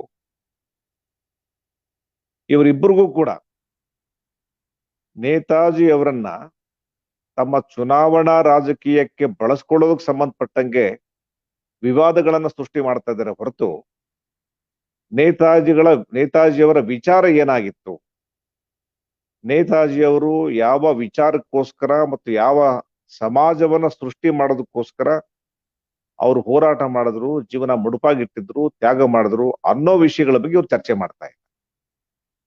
ಹಾಗಾಗಿ ನಾವು ಅಂದ್ರೆ ಈ ದೇಶದ ಯುವ ಜನರು ಮತ್ತು ಈ ದೇಶದ ಭವಿಷ್ಯದ ಬಗ್ಗೆ ಕನಸು ಕಾಣ್ತಕ್ಕಂಥ ಸಾಮಾನ್ಯ ಪ್ರಜ್ಞಾವಂತ ನಾಗರಿಕರು ಈ ಪಕ್ಷಗಳು ಅಥವಾ ಈ ಬಣಗಳ ಮುಖವಾಡಗಳನ್ನ ಪಕ್ಕಕ್ಕಿಟ್ಟು ನೇತಾಜಿಯವರ ನೈಜ ಜೀವನವನ್ನ, ನೇತಾಜಿಯವರು ಬಿಟ್ಟು ಹೋದಂತ ಆದರ್ಶಗಳನ್ನ ಮತ್ತೆ ನೇತಾಜಿಯವರ ವಿಚಾರಗಳನ್ನ ವೈಜ್ಞಾನಿಕವಾಗಿ ವಸ್ತುನಿಷ್ಠವಾಗಿ ಅರ್ಥ ಮಾಡ್ಕೊಳ್ಳೋದಕ್ಕಾದ್ರೆ ಅದು ಇವತ್ತಿನ ಯುವ ಜನರಿಗೆ ಅವತ್ತು ಅಥವಾ ಇವತ್ತಿನ ಸಾಮಾಜಿಕ ರಾಜಕೀಯ ಹೋರಾಟದಲ್ಲಿ ತಮ್ಮನ್ನು ತೊಡಗಿಸ್ಕೊಂಡಿರ್ತಕ್ಕಂಥವ್ರಿಗೆ ಇವತ್ತಿಗೂ ನೇತಾಜಿಯವರ ವಿಚಾರಗಳು ಒಂದು ದಾರಿ ದೀಪವಾಗಿ ಗೋಚರಿಸೋದ್ರಲ್ಲಿ ಅನುಮಾನ ಇಲ್ಲ. ಸೊ ಈ ದಿಕ್ಕಿನಲ್ಲಿ all India democratic youth organisation AIDYO ರಾಜ್ಯ ಸಮಿತಿ ಏನು ಈ ಪ್ರಯತ್ನ ಮಾಡಿದೆ, ಬಹುಶಃ ಇಡೀ ದೇಶದಲ್ಲಿ ಈ ತರ ಸಾವಿರಾರು ಮೀಟಿಂಗ್ಗಳನ್ನ AIDYO ಸಂಘಟನೆ ಮಾಡಿದೆ ಅಂತ ನಾನು ಭಾವಿಸಿದ್ದೀನಿ. ಸೊ ಈ ಸಭೆಯಲ್ಲಿ ಭಾಗವಹಿಸಿರ್ತಕ್ಕಂಥ ಯುವಕರು ಅಥವಾ ಜನತೆ ಯಾರಿದ್ದಾರೆ, ಸೊ ಈ ಹಿನ್ನೆಲೆಯಿಂದ ನೇತಾಜಿ ಅವ್ರನ್ನ ಅರ್ಥ ಮಾಡ್ಕೊಳ್ಳೋದಕ್ಕಾದ್ರೆ ಒಳ್ಳೇದು. ನಾನು ಅರ್ಥ ಮಾಡ್ಕೊಂಡಿರ್ತಕ್ಕಂಥ ವಿಚಾರಗಳನ್ನ ಅಥವಾ ನನ್ನ ಅರ್ಥ ಮಾಡ್ಕೊಂಡಿರ್ತಕ್ಕಂಥ ನೇತಾಜಿಯವರನ್ನ ನಾನು ನಿಮ್ಮ ಮುಂದೆ ಈ ಸಂದರ್ಭದಲ್ಲಿ ಮಂಡಿಸೋದಕ್ಕೆ ಇಷ್ಟಪಡ್ತೇನೆ. ಸೊ ಸ್ನೇಹಿತರೆ, ನೇತಾಜಿಯವರಿಗೂ ಮತ್ತೆ ಕರ್ನಾಟಕಕ್ಕೂ ಒಂದು ಸಣ್ಣ ಸಂಬಂಧ ಇದೆ. ಬ್ರಿಟಿಷ್ ಆಡಳಿತದ ಸಂದರ್ಭದಲ್ಲಿ ಅಥವಾ ಸ್ವಾತಂತ್ರ್ಯ ಪೂರ್ವದ ಕಾಲದಲ್ಲಿ, ಬಹುಶಃ ಈಗಿರ್ತಕ್ಕಂಥ ಯುವಕರಿಗೆ ಬಹಳಷ್ಟು ಜನ ಗೊತ್ತಿದೆಯೋ ನನ್ಗೆ ಗೊತ್ತಿಲ್ಲ, ಅಂದ್ರೆ ನೇರವಾಗಿ ಬ್ರಿಟಿಷ್ ಆಡಳಿತಕ್ಕೆ ಒಳಪಟ್ಟಿರ್ತಕ್ಕಂಥ ಭಾಗಗಳು ಬಹುತೇಕ ಇತ್ತು. ಆದ್ರೆ ಕೆಲವು ಭಾಗಗಳು ಭಾರತದಲ್ಲಿ ಕೆಲವು ರಾಜರ ಆಡಳಿತಕ್ಕೆ ಒಳಪಟ್ಟಿರ್ತಕ್ಕಂಥ ಪ್ರದೇಶಗಳಿತ್ತು. ಕರ್ನಾಟಕದಲ್ಲಿ ಕೂಡ ಈ ಹೈದರಾಬಾದ್ ಕರ್ನಾಟಕದ ಪ್ರದೇಶದ ಜಿಲ್ಲೆಗಳು ನಿಜಾಮನ ಆಡಳಿತಕ್ಕೆ ಒಳಪಟ್ಟಿದ್ರೆ, ಹಳೆಯ ಮೈಸೂರು ಪ್ರಾಂತದ ಭಾಗ ಮೈಸೂರು ರಾಜರ ಆಡಳಿತಕ್ಕೆ ಒಳಪಟ್ಟಿತ್ತು, ನೇರವಾಗಿ ಬ್ರಿಟಿಷ್ ಆಡಳಿತಕ್ಕೆ ಒಳಪಟ್ಟಿರಲಿಲ್ಲ. ಹಾಗಾಗಿ ಈ ಮುಂಬೈ ಕರ್ನಾಟಕ ಪ್ರಾಂತ ಅಂದ್ರೆ ಧಾರವಾಡ, ಬೆಳಗಾಮು, ಕಾರವಾರ ಈ ಜಿಲ್ಲೆಗಳು, ಬಿಜಾಪುರ ಈ ಜಿಲ್ಲೆಗಳು, ಬಹುಶಃ ಮಂಗಳೂರು ಆ ಭಾಗ ಎಲ್ಲ ಮದ್ರಾಸ್ ಪ್ರಾಂತ ಪ್ರೆಸಿಡೆನ್ಸಿ ಭಾಗಕ್ಕೆ ಒಳಪಟ್ಟಿತ್ತು ಅಂದ್ಕೊಂಡಿದ್ದೀನಿ ನಾನು. ಸೊ ಈ ಭಾಗದಲ್ಲಿ ಬಹುಶಃ ಮೇಜರ್ ಆಗಿ ಈ ಮುಂಬೈ ಕರ್ನಾಟಕ ಪ್ರಾಂತದಲ್ಲಿ ಬ್ರಿಟಿಷರ ವಿರುದ್ಧ ಬಹಳ ದೊಡ್ಡ ಮಟ್ಟದ ಮತ್ತು ಸಮರಶೀಲ ಹೋರಾಟಗಳು ನಡೆದಿದೆ. ಹಾಗಾಗಿ ಇದರ ಮುಂದುವರಿಕೆಯಾಗಿ ಇಲ್ಲಿ ನೇತಾಜಿಯವರ ಅಭಿಮಾನಿಗಳು ಕೂಡ ಬಹಳ ದೊಡ್ಡ ಮಟ್ಟದಲ್ಲಿ ಇರೋದು ನಾವು ಕಾಣ್ತೀವಿ. ಮತ್ತೆ ಒಂದು ಐತಿಹಾಸಿಕವಾಗಿ ನಡೆದಂತ ಘಟನೆ ಏನಂತ ಹೇಳಿದ್ರೆ, ಕಾಂಗ್ರೆಸ್ನಿಂದ ನೇತಾಜಿ ಅವರು ಹೊರ ಬಂದಾಗ ಅವರು ಮೊದಲು ಭೇಟಿ ಕೊಟ್ಟಂತ ರಾಜ್ಯ ಯಾವುದು ಅಂದ್ರೆ ಕರ್ನಾಟಕ. ಮತ್ತು ಕರ್ನಾಟಕದಲ್ಲಿ ಯಾವ ಊರು ಅಂತ ಹೇಳಿದ್ರೆ ಹಳೆಯ ಅವಿಭಜಿತ ಧಾರವಾಡ ಜಿಲ್ಲೆ.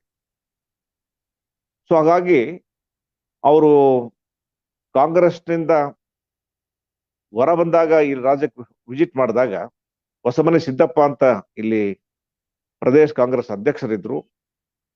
ಅವರು ಸ್ವತಃ ಕಾಂಗ್ರೆಸ್ಸಿನ ತ್ಯಜಿಸಿ ನೇತಾಜಿ ಅವರನ್ನ ಬರಮಾಡಿಕೊಂಡು ನೇತಾಜಿ ಕಟ್ಟೋದಕ್ಕೆ ಪ್ರಯತ್ನ ಪಟ್ಟಂತ ಹೊಸ ಪಕ್ಷ ಫಾರ್ವರ್ಡ್ ಬ್ಲಾಕ್ ನ ಸ್ಥಾಪನೆ ಮಾಡ್ತಿರೋ ಜವಾಬ್ದಾರಿ ತಗೊಂಡ್ರು. ಹಾಗಾಗಿ ಒಟ್ಟಾರೆ ಈ ಕೀರ್ತಿ ಕರ್ನಾಟಕಕ್ಕೆ ಸಲ್ಲಬೇಕಾಗ್ತದೆ. ಅಂದ್ರೆ ನೇತಾಜಿ ಅವರನ್ನ ಬರಮಾಡಿಕೊಂಡು ನೇತಾಜಿ ಅವರನ್ನ ಇಲ್ಲಿ ಸಂಪೂರ್ಣ ಗೌರವ ಕೊಟ್ಟು, ಸೊ ನೇತಾಜಿ ವಿಚಾರಗಳ ಆಧಾರದ ಮೇಲೆ ಹೋರಾಟ ಬೆಳೆದಿರ್ತಕ್ಕಂಥ ಒಂದು ಕೀರ್ತಿ ಕೂಡ ಇದು ಮುಂಬೈ ಕರ್ನಾಟಕ ಪ್ರಾಂತ ಆದ್ರೂ ಕೂಡ ಇದು ಎಂಟೈರ್ ಕರ್ನಾಟಕಕ್ಕೆ ಸಲ್ಲಬೇಕಾಗಿರ್ತಕ್ಕಂಥ ಕೀರ್ತಿ ಅಂತ ನಾನು ಭಾವಿಸ್ತೀನಿ ನಾನು. ಸೊ ಈ ಮಾತನ್ನ ನಾನು ಯಾಕೆ ಹೇಳಿದೆ ಅಂತ ಹೇಳಿದ್ರೆ, ಇನ್ನೂ ಒಂದು ಮುಕ್ಕಾಲು ಭಾಗ ಏನು ನೇರವಾದ ಬ್ರಿಟಿಷ್ ಆಡಳಿತಕ್ಕೆ ಒಳಪಟ್ಟಿರಲಿಲ್ಲ. ಬಹುಶಃ ಅಲ್ಲಿ ಸ್ವಾತಂತ್ರ್ಯ ಹೋರಾಟ ಕೂಡ ತೀವ್ರಗತಿಯಲ್ಲಿ ಬೆಳೆದಿರಲಿಲ್ಲ.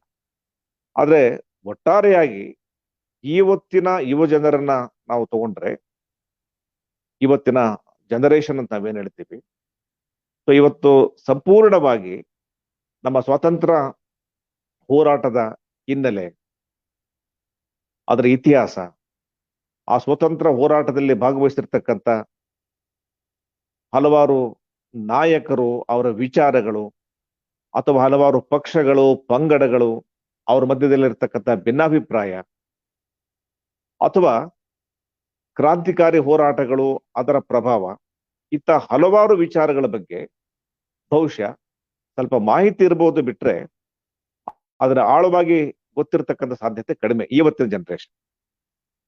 ಆದ್ರೆ ಅನಿವಾರ್ಯವಾಗಿರ್ತಕ್ಕಂಥ ಅಂಶ ಏನು ಅಂತ ಹೇಳಿದ್ರೆ, ಇವತ್ತು ನಾವು ಒಂದು ಹೊಸ ಇತಿಹಾಸ ನಿರ್ಮಾಣ ಮಾಡಬೇಕು ಅಂತ ಹೇಳಿದ್ರೆ, ಹೊಸ ಇತಿಹಾಸ ಸೃಷ್ಟಿ ಮಾಡಬೇಕು ಅಂತ ಹೇಳಿದ್ರೆ, ನಾವು ನೇತಾಜಿಯವರನ್ನ ಅರ್ಥ ಮಾಡ್ಕೊಳ್ಳೋದ್ರ ಮೂಲಕ, ಅವರ ವಿಚಾರಗಳನ್ನ ಅರ್ಥ ಮಾಡ್ಕೊಳ್ಳೋದ್ರ ಮೂಲಕ, ಅವರ ವ್ಯಕ್ತಿತ್ವ ಮತ್ತು ಹೋರಾಟವನ್ನು ಅರ್ಥ ಮಾಡ್ಕೊಳ್ಳೋದ್ರ ಮೂಲಕ ಒಂದು ಹೊಸ ನವ ಸಮಾಜವನ್ನ ಸೃಷ್ಟಿ ಮಾಡೋದಕ್ಕೆ ಇವತ್ತು ನಾವು ಸಂಕಲ್ಪ ತೊಡಬೇಕಾಗ್ತದೆ.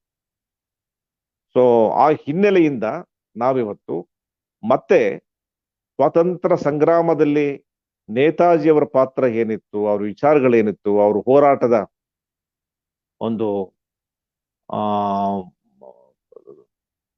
ದೃಢ ಹೆಜ್ಜೆ ಏನು ಹೆಜ್ಜೆ ಮೂಡಿಸಿ ಹೋಗಿದ್ದಾರೆ ಅದನ್ನ ಅರ್ಥ ಮಾಡ್ಕೊಳ್ಬೇಕಾಗ್ತದೆ.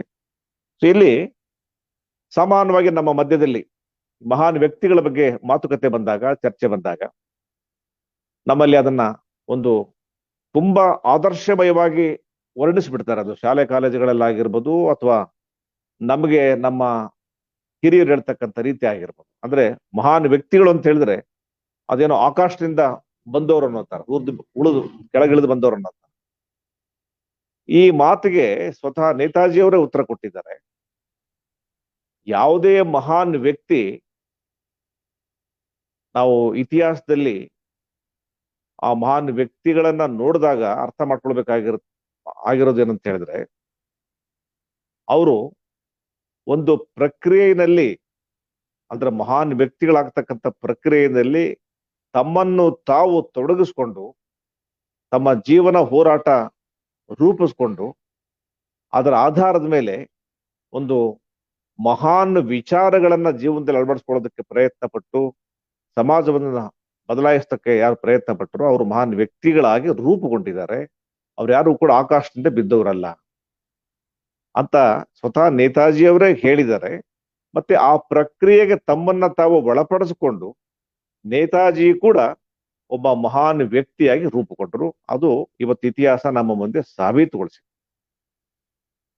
ಸೊ ಹಾಗಾಗಿ ನೇತಾಜಿ, ನಾನು ಮತ್ತೆ ಒಂದು ವಿಷಯ ನೆನಪು ಮಾಡ್ತೀನಿ. ಇವತ್ತು ಮೀಟಿಂಗ್ ನಲ್ಲಿ ಭಾಗವಹಿಸಿರ್ತಕ್ಕಂಥ ನನ್ನ ಯುವ ಮಿತ್ರರಿಗೆ ನಾನು ಯಾವುದೇ ರೀತಿಯಾಗಿ ಫಾರ್ಮಲಿಸ್ಟಿಕ್ ವೇನಲ್ಲಿ, ಅಂದ್ರೆ ಅವ್ರು ಎಲ್ಲಿ ಹುಟ್ಟಿದ್ರು, ಏನು ಓದ್ರು, ಯಾವ ಕಾಲೇಜಲ್ಲಿ ಕಲ್ತರು, ಈ ತರ ಫಾರ್ಮಲಿಸ್ಟಿಕ್ ವೇದಲ್ಲಿ ಮಾತಾಡ್ತಾ ಇಲ್ಲ, ಔಪಚಾರಿಕ ರೀತಿಯಲ್ಲಿ ಮಾತಾಡ್ತಾ ಇಲ್ಲ. ನಾನು ಒಂದ್ ರೀತಿ ಅನೌಪಚಾರಿಕವಾಗಿ ಅವರ ವಿಚಾರಗಳನ್ನ, ರಾಜಕೀಯ ಹೋರಾಟವನ್ನ ನಿಮ್ಮ ಮುಂದೆ ಮಂಡಿಸ್ತೀನಿ. ಯಾಕಂತ ಹೇಳಿದ್ರೆ ನೇತಾಜಿಯವರ ಬಗ್ಗೆ ನೂರಾರು ಪುಸ್ತಕಗಳಿದೆ. ಸ್ವತಃ ಅವರು ಬರೆದಿರ್ತಕ್ಕಂಥ ತಮ್ಮ ಅನುಭವಗಳನ್ನ ತಮ್ಮ ಕೈಯಲ್ಲಿ ಬರೆದಿರ್ತಕ್ಕಂಥ ಪುಸ್ತಕಗಳಿದಾವೆ, ಅಥವಾ AIDBO ಪ್ರಕಟಿಸಿರ್ತಕ್ಕಂಥ ಹಲವಾರು ಪುಸ್ತಕಗಳು ನೇತಾಜಿ ಜೀವನದ ಬಗ್ಗೆ ಇದೆ. ಸೊ ನೀವುಗಳು ಸ್ವತಃ ಆ ಪುಸ್ತಕಗಳನ್ನು ತಗೊಂಡು ಓದಿದ್ರೆ ಹಲವಾರು ಮಾಹಿತಿಗಳು ನಿಮಗೆ ಸಿಗ್ತದೆ. ಆದ್ರೆ ಅದು ಓದೋದಕ್ಕೆ ಮುಂಚೆ ಈ ವಿಚಾರಗಳನ್ನ ಇವತ್ತು ನಾವೇನ್ ಚರ್ಚೆ ಮಾಡ್ತೀವಿ, ಅದು ನಮ್ಮ ಮುಂದಿನ ಓದಿಗೆ, ನಮ್ಮ ಮುಂದಿನ ಅರ್ಥ ಮಾಡ್ಕೊಳ್ಳೋದಕ್ಕೆ ಸ್ವಲ್ಪ ಸಹಾಯ ಆಗಲಿ ಅನ್ನೋ ದೃಷ್ಟಿಯಿಂದ ನಾನು ಈ ವಿಚಾರಗಳನ್ನು ಮಂಡಿಸ್ತಾ ಇದ್ದೀನಿ ಸ್ನೇಹಿತರೆ. ಹಾಗಾಗಿ ಒಂದ್ ರೀತಿ ಇದು ರಾಜಕೀಯ, ವೈಚಾರಿಕ ಮತ್ತು ಸಾಮಾಜಿಕ ಹೋರಾಟಗಳ ಮಿಶ್ರಣದಿಂದ ಕೂಡಿರ್ತಕ್ಕಂಥ ರೀತಿಯಲ್ಲಿ ಇವತ್ತು ನಾವೆಲ್ಲರೂ ಎಲ್ಲಿ ನೇತಾಜಿಯಿಂದ ಇನ್ಸ್ಪಿರೇಷನ್ ತಗೊಳ್ಬೇಕು ಅನ್ನೋ ಹಿನ್ನೆಲೆಯಿಂದ ನಾನು ಮಾತಾಡೋದಕ್ಕೆ ಇಷ್ಟಪಡ್ತೀನಿ. ಸೊ ಇಲ್ಲಿ ನಾನೇನು ಹೇಳ್ತಾ ಇದ್ದೆ, ನೇತಾಜಿಯವರು ಈ ಮಾತನ್ನು ಹೇಳ್ತಾರೆ, ಯುವಕರು ಅಂದ್ರೆ ಯಾವುದೇ ಒಂದು ಸಮಾಜವನ್ನ ಬದಲು ಮಾಡಬೇಕು, ಯಾವುದೇ ಒಂದು ಹೊಸ ಇತಿಹಾಸವನ್ನ ಸೃಷ್ಟಿ ಮಾಡಬೇಕು ಅಂತ ಪ್ರಾರಂಭದಲ್ಲಿ ಯಾರು ಮುಂದೆ ಬರ್ತಾರೆ ಅವರು ಬಹಳಷ್ಟು ಸರ್ತಿ ತಮ್ಮ ವಿಚಾರಗಳನ್ನ ಸಮಾಜದಲ್ಲಿ ಮಂಡಿಸೋದಕ್ಕೆ ಹೋದಾಗ ಅಥವಾ ಸಮಾಜವನ್ನ ಬದಲಾಯಿಸಬೇಕು ಅನ್ನೋ ಮಾತನ್ನ ಹೇಳೋದಕ್ಕೆ ಹೋದಾಗ ನೀವಿರ್ತಕ್ಕಂಥ ಸಮಾಜದಲ್ಲಿ ನೀವು ಯಾರಿಗೆ ಹೇಳೋದಕ್ಕೆ ಹೋಗ್ತೀರಿ ಅವರೇ ನಿಮ್ಮ ಉಪದೇಶಗಳನ್ನ ಅಥವಾ ನಿಮ್ಮ ಸಲಹೆಗಳನ್ನ ಆ ಜನ ಸ್ವೀಕಾರ ಮಾಡ್ಲಿಕ್ಕಿಲ್ಲ. ಮತ್ತ ಬಹಳ ಬೇಗ ನಿಮ್ಮ ವಿಚಾರಗಳನ್ನ ಒಪ್ಕೊಂಡು ನಿಮ್ಮ ಹೋರಾಟಕ್ಕೆ ಬರ್ಲಿಕ್ಕಿಲ್ಲ. ಆದ್ರೆ ನೀವು ಅದರಿಂದ ಹತಾಶರಾಗಬಾರ್ದು. ಯಾಕೆ ಅಂತ ಹೇಳಿದ್ರೆ ಯಾವತ್ತೂ ಕೂಡ ನಾವು ಒಂದು ಹೊಸ ಸಮಾಜವನ್ನ ಇತಿಹಾಸವನ್ನ ಸೃಷ್ಟಿ ಮಾಡಬೇಕು ಅನ್ಕೊಂಡಿರ್ತಕ್ಕಂಥವ್ರು ಅವರು ದೃಢ ಸಂಕಲ್ಪವನ್ನ ಹೊಂದಿರಬೇಕು. ಮತ್ತೆ ಹಿಂದಿನ ಅನುಭವಗಳ ಆಧಾರದ ಮೇಲೆ ಅವರು ಕೆಚ್ಚೆದೆಯನ್ನ ರೂಢಿಸ್ಕೊಂಡಿರಬೇಕು. ಸ್ವತಃ ಯಾರು ನಿಮಗೆ ಅತ್ಯಂತ ಪ್ರೀತಿ ಪಾತ್ರರಾಗಿರ್ತಾರೆ, ಅದು ಸ್ನೇಹಿತರಾಗಿರ್ಬೋದು, ಬಂಧುಗಳಾಗಿರ್ಬೋದು, ಹತ್ತಿರದ ಆತ್ಮೀಯರಾಗಿರ್ಬೋದು, ಸ್ವತಃ ಅವರೇ ನಿಮ್ಮ ಮಾತಿಗೆ ಬೆಲೆ ಕೊಡ್ಲಿಕ್ಕಿಲ್ಲ, ನಿಮ್ಮ ಮಾತಿನ ಬಗ್ಗೆ ಅಸಡ್ಡೆ ತೋರಿಸ್ಬೋದು, ಅಸೂಯೆ ತೋರಿಸ್ಬೋದು, ನಿಮ್ಮನ್ನ ತಾತ್ಸಾರ ಮಾಡ್ಬೋದು. ಅದನ್ನು ಕೂಡ ನೀವು ನಿರೀಕ್ಷೆ ಮಾಡಬೇಕು. ಹಾಗಾಗಿ ಸಂದರ್ಭ ಹೇಗೆ ಬರ್ತದೆ ಅಂತ ಹೇಳಿದ್ರೆ ಇಡೀ ಪ್ರಪಂಚವನ್ನ ಸಮಾಜವನ್ನ ಎದುರಿಸಿ ನಮ್ಮ ಆತ್ಮೀಯ ಅಂದ್ಕೊಂಡಿರ್ತಕ್ಕಂಥ ಒಬ್ಬ ಸ್ನೇಹಿತ ಕೂಡ ನನ್ನ ಜೊತೆಗೆ ಇರೋದಿಲ್ಲ ಅನ್ನೋ ರೀತಿನಲ್ಲಿ ನಿಮ್ಮ ಮನಸ್ಸನ್ನ ಹೋರಾಟ ಮಾಡಕ್ ತಯಾರು ಮಾಡಬೇಕಾಗ್ತದೆ. ಆ ರೀತಿ ನೀವು ದೃಢ ಮನಸ್ಸು ಮಾಡ್ಕೊಂಡಿಲ್ಲ ಅಂತ ಹೇಳಿದ್ರೆ ಹೊಸ ಸಮಾಜ ಸೃಷ್ಟಿ ಮಾಡೋದಕ್ಕಾಗುದಿಲ್ಲ. ಸೊ ಇಲ್ಲಿ ಅವ್ರು ಹೇಳ್ತಾರೆ ಸಾಮಾನ್ಯವಾಗಿ ಇಂಥ ಸಂದರ್ಭದಲ್ಲಿ ನಮಗೆ ಹೊಗಳಿಕೆ ಇಷ್ಟಪಡ್ತೀವಿ. ನಾವೇನೋ ಮಾಡಿದಾಗ ನಮ್ಮ ಕೆಲಸಕ್ಕೆ, ನಮ್ಮ ಕಾರ್ಯಕ್ಕೆ, ನಮ್ಮ ಪ್ರಯತ್ನಕ್ಕೆ ನಮ್ಮನ್ನ ಪ್ರಶಂಸೆ ಮಾಡಬೇಕು ಅಂತ ನಿರೀಕ್ಷೆ ಮಾಡ್ತೀವಿ. ಅದಕ್ಕೆ ನೇತಾಜಿ ಹೇಳ್ತಾರೆ, ಸ್ನೇಹಿತರೆ, ಯುವ ಮಿತ್ರರೇ, ಇಂಥ ಪ್ರಶಂಸೆಗಳು ಬರಬಹುದು, ಆದ್ರೆ ಇಂಥ ಪ್ರಶಂಸೆಗಳು ತಾತ್ಕಾಲಿಕವಾಗಿರ್ತದೆ. ನೀವು ಅಂತ ಪ್ರಶಂಸೆಗಳಿಗೆ ಒಳಗಾದ್ರೆ ನಿಮ್ಮ ಪ್ರಯತ್ನವೂ ತಾತ್ಕಾಲಿಕ ಆಗ್ತದೆ. ಹಾಗಾಗಿ ದಯವಿಟ್ಟು ಪ್ರಶಂಸೆಗಳನ್ನ ನಿರೀಕ್ಷೆ ಮಾಡಬೇಡಿ. ಅಂತ ಪ್ರಶಂಸೆಗಳನ್ನ ನಿರೀಕ್ಷೆ ಮಾಡಿ ಒಂದು ಹೊಸ ಹೋರಾಟ ಕಟ್ಟೋದಕ್ಕೆ ಹೋದ್ರೆ ನೀವು ಇತಿಹಾಸದಲ್ಲಿ ಅಮರರಾಗೋದಿಲ್ಲ. ನಿಮ್ಮ ಅಸ್ತಿತ್ವ ತಾತ್ಕಾಲಿಕ ಆಗ್ತದೆ. ಸೊ ಇತಿಹಾಸದಲ್ಲಿ ನಮ್ಮ ಪ್ರಯತ್ನ ಅಮರತ್ವ ಪಡಿಬೇಕು ಅಂತ ಹೇಳಿದ್ರೆ ನಮ್ಮ ನಿರೀಕ್ಷೆ ಕಡಿಮೆ ಆಗಬೇಕು, ನಮ್ಮ ಸಂಕಲ್ಪ ದೃಢ ಆಗಬೇಕು. ಇದು ನೇತಾಜಿಯವರ ಮಾತುಗಳು. ಸೊ ಇದನ್ನ ನೆನಪಿಸ್ಕೊಳ್ತಾ ನಾವು ನೇತಾಜಿಯವರ ಜೀವನಕ್ಕೆ ಇದು ಅಳವಡಿಸಿದಾಗ ಸ್ವತಃ ನೇತಾಜಿಯವರು ಇದನ್ನ ಅನುಭವಿಸ್ತರು. ಇತಿಹಾಸದಲ್ಲಿ ನಾವು ನೋಡ್ತೀವಿ. ಸೊ ಅಲ್ಲಿ ನಾವು ನೇತಾಜಿಯವರ ಯೌವನದಲ್ಲಿ ಏನು ಮಾಡಿದ್ರು, ಅವ್ರು ICS ಮಾಡಿದ್ದಂಥದ್ದಾಗಲಿ, ICS ಮಾಡಿದ್ಮೇಲೆ ಅದನ್ನ ತೊರೆದು ರಾಜಕೀಯಕ್ಕೆ ಧುಮುಕಿದ ಮೇಲೆ ದೆನ್ ಅವರ ಮುಂದಿನ ಜೀವನ ಏನಾಯ್ತು ಅದೆಲ್ಲ ನಿಮಗೆ ಡೀಟೇಲ್ಸ್ ನಾನು ಓದೆಲ್ಲ ಗೊತ್ತಿದೆ. ಆದ್ರೆ ಅದೇ ರೀತಿ ನೇತಾಜಿಯವರು ನಂಬಿರ್ತಕ್ಕಂಥ ವಿಚಾರಗಳು ಯಾವುದಾಗಿತ್ತು? ಕ್ರಾಂತಿಕಾರಿ ವಿಚಾರಗಳನ್ನ ನಂಬಿದ್ರು. ನೇತಾಜಿಯವರು ಯಾವ ಸಮಾಜವನ್ನ ನಮ್ಮ ದೇಶದಲ್ಲಿ ಅಸ್ತಿತ್ವಕ್ಕೆ ತರಬೇಕಂತ ಬಯಸಿದ್ರು? ಯಾಕಂದ್ರೆ ಬ್ರಿಟಿಷರ ವಿರುದ್ಧ ಹೋರಾಟ ಏನ್ ನಡೀತು, ಬ್ರಿಟಿಷರ ವಿರುದ್ಧ ಹೋರಾಟ ನಡೆದಾಗ ಬ್ರಿಟಿಷರ ವಿರುದ್ಧ ಹೋರಾಟದಲ್ಲಿ ನೇತಾಜಿ, ಭಗತ್ ಸಿಂಗ್, ಚಂದ್ರಶೇಖರ್ ಆಜಾದ್ ಇಂಥ ಹಲವಾರು ಕ್ರಾಂತಿಕಾರಿಗಳು ಇದ್ರು. ಗಾಂಧಿ, ನೆಹರು, ಪಟೇಲು ಇಂಥ ಹಲವಾರು ಜನ ಗಾಂಧಿಯಜಿಯ ನೇತೃತ್ವದಲ್ಲಿ ಹೋರಾಟದಲ್ಲಿ ಭಾಗವಹಿಸಿರ್ತಕ್ಕಂಥ ಗಾಂಧಿವಾದಿಗಳಿದ್ರು. ಅಥವಾ ಕಮ್ಯುನಿಸಂ ಬರಬೇಕು ಅಂತ ಕಮ್ಯುನಿಸ್ಟ್ ಹೆಸರಿನಲ್ಲಿ ಭಾಗವಹಿಸಿರ್ತಕ್ಕಂಥ ಕಮ್ಯುನಿಸ್ಟ್ ಪಕ್ಷದ ಸದಸ್ಯರು, ಕಮ್ಯುನಿಸ್ಟ್ ಬೆಂಬಲಿಗರು ಇದ್ರು. ಸೋಷಿಯಲಿಸಂ ಬರ್ಬೇಕಂತ ಇನ್ನೊಂದು ಸೋಷಲಿಸ್ಟ್ ಕೆಲವು ಪಕ್ಷಗಳಿತ್ತು. ಅದರ ಜೊತೆಗೆ ಆವತ್ತಿನ ಸಂದರ್ಭದಲ್ಲಿ ಹಿಂದೂ ಧರ್ಮವನ್ನ ಮುನ್ನೆಲೆಯಲ್ಲಿ ತಂದು ಹಿಂದೂ ರಾಷ್ಟ್ರ ಆಗಬೇಕು ಅಂತ ಪ್ರಯತ್ನ ಮಾಡಿರ್ತಕ್ಕಂಥ ಹಿಂದೂವಾದಿ ಸಂಘಟನೆಗಳಿತ್ತು. ಅವರು ಸ್ವಾತಂತ್ರ್ಯಕ್ಕೋಸ್ಕರ ಹೋರಾಟ ಮಾಡಲಿಲ್ಲ, ಆದ್ರೆ ಸ್ವಾತಂತ್ರ್ಯ ಸಂಗ್ರಾಮದಲ್ಲಿ ಅವರು ಜೀವಂತವಾಗಿದ್ದು ಬ್ರಿಟಿಷರ ವಿರುದ್ಧದ ಹೋರಾಟಕ್ಕೆ ಬೆಂಬಲ ಕೊಡ್ಲಿಲ್ಲ ಅಷ್ಟೇ ಅಲ್ಲ, ಬ್ರಿಟಿಷರಿಗೆ ಸಪೋರ್ಟ್ ಮಾಡಿದ್ರು. ಆದ್ರೆ ಇವರು ಗೊಂದಲಗಳನ್ನು ಸೃಷ್ಟಿ ಮಾಡ್ತಾ ಇದ್ರು. ಹಾಗಾಗಿ ಅವ್ರ ಪ್ರೆಸೆನ್ಸೇ ಇತ್ತು. ಅದೇ ರೀತಿ ಮುಸ್ಲಿಂ ಲೀಗ್ ಇತ್ತು, ಅವರು ಅಷ್ಟೇ ಮುಸ್ಲಿಂ ಮೂಲಭೂತವಾದವನ್ನ ಮುಖ್ಯ ಧಾರೆಯಾಗಿ ಇಟ್ಕೊಂಡು ಭಾಗವಹಿಸಿದ್ರು. ಅವರು ಸ್ವಾತಂತ್ರ್ಯ ಹೋರಾಟದಲ್ಲಿ ಭಾಗವಹಿಸಲಿಲ್ಲ. ಅಂದ್ರೆ ಇವೆರಡೂ ಸಂಘಟನೆಗಳು, RSS ಆಗಿರ್ಬೋದು ಅಥವಾ ಇತರ ಸಂಘ ಪರಿವಾರ ಆಗಿರ್ಬೋದು, ಹಿಂದೂ ಮಹಾಸಭಾ ಅಂತ ಸಂಘಟನೆಗಳು, ಮುಸ್ಲಿಂ ಲೀಗ್ ಮತ್ತು ಇತರ ಮೂಲಭೂತವಾದ ಸಂಘಟನೆಗಳಿತ್ತು. ಅವರ ಅಸ್ತಿತ್ವ ಇತ್ತು, ಅವ್ರ ಹೋರಾಟದಲ್ಲಿ ಭಾಗವಹಿಸಲಿಲ್ಲ. ಆದ್ರೆ ಸ್ವಾತಂತ್ರ್ಯ ಹೋರಾಟದಲ್ಲಿ ಗೊಂದಲಗಳನ್ನು ಸೃಷ್ಟಿ ಮಾಡಿ, ಅಂದ್ರೆ ಇಂಥ ಒಂದು ಗೊಂದಲಕಾರಿ ವಾತಾವರಣ ಅವತ್ತು ಇತ್ತು. ಆದ್ರೆ ಪ್ರಶ್ನೆ ಅಂತ ಹೇಳಿದ್ರೆ, ಬ್ರಿಟಿಷರ ವಿರುದ್ಧ ಹೋರಾಟ ಮಾಡಬೇಕು ಅಂತ ಯಾವೆಲ್ಲ ಸಂಘಟನೆಗಳು, ವ್ಯಕ್ತಿಗಳು ಅಥವಾ ವಿಚಾರಧಾರೆಗಳು ಅವತ್ತು ಆಕ್ಟಿವ್ ಆಗಿತ್ತು, ಅಂದ್ರೆ ಅವರು ಕ್ರಿಯಾಶೀಲವಾಗಿದ್ರು, ಅವ್ರ ಮಧ್ಯದಲ್ಲಿ ಹಲವಾರು ವ್ಯತ್ಯಾಸಗಳಿವೆ.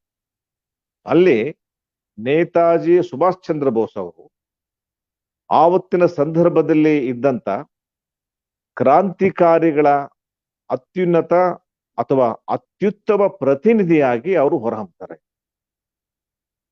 ಭಾರತದ ಕ್ರಾಂತಿಕಾರಿ ಪಂಥದ ಅತ್ಯುತ್ತಮ ಪ್ರತಿನಿಧಿಯಾಗಿ, ಅತ್ಯುತ್ತಮ ನಾಯಕರಾಗಿ ಹೊರಹೊಮ್ಮುತ್ತಾರೆ. ಸೊ ಹಾಗಾಗಿ ನಾವು ನೇತಾಜಿಯವರ ಜೀವನ ಹೋರಾಟವನ್ನ ಅತ್ಯಂತ ಶ್ರದ್ಧೆಯಿಂದ ಮತ್ತು ಅವರ ವಿಚಾರಗಳನ್ನು ಕೂಡ ಅತ್ಯಂತ ಆಳವಾಗಿ ಅರ್ಥ ಮಾಡ್ಕೊಳ್ಬೇಕಾಗ್ತದೆ. ಹಾಗಿದ್ರೆ ನೇತಾಜಿ ಏನು ಕ್ರಾಂತಿ ತರಬೇಕು ಅಥವಾ ಕ್ರಾಂತಿಕಾರಿ ಹೋರಾಟದಲ್ಲಿ ಕ್ರಾಂತಿ ತರಬೇಕು ಅನ್ನೋ ದೃಷ್ಟಿಯಿಂದ ಕ್ರಾಂತಿಕಾರಿ ಹೋರಾಟದಲ್ಲಿ ಭಾಗವಹಿಸಿದ್ರು. ಅದರ ಮಹತ್ವ ಏನು, ಅದಕ್ಕೆ ಸುತ್ತುವರೆದಾಗ ಏನು ಗೊಂದಲಗಳಿತ್ತು ಅರ್ಥ ಮಾಡ್ಕೊಳ್ಬೇಕಾಗ್ತದೆ. ಸೊ ಸ್ನೇಹಿತರೆ, ಇಲ್ಲಿ ನಾವು ಆವತ್ತಿನ ಸಂದರ್ಭವನ್ನು ಅರ್ಥ ಮಾಡ್ಕೊಳ್ಳೋದಾದ್ರೆ, ಏನು ಕಾಂಗ್ರೆಸ್ ಅಂತ ಇತ್ತು, ಇವತ್ತು ಇದೆ ಅದು ಕಾಂಗ್ರೆಸ್ ಪಕ್ಷವಾಗಿ.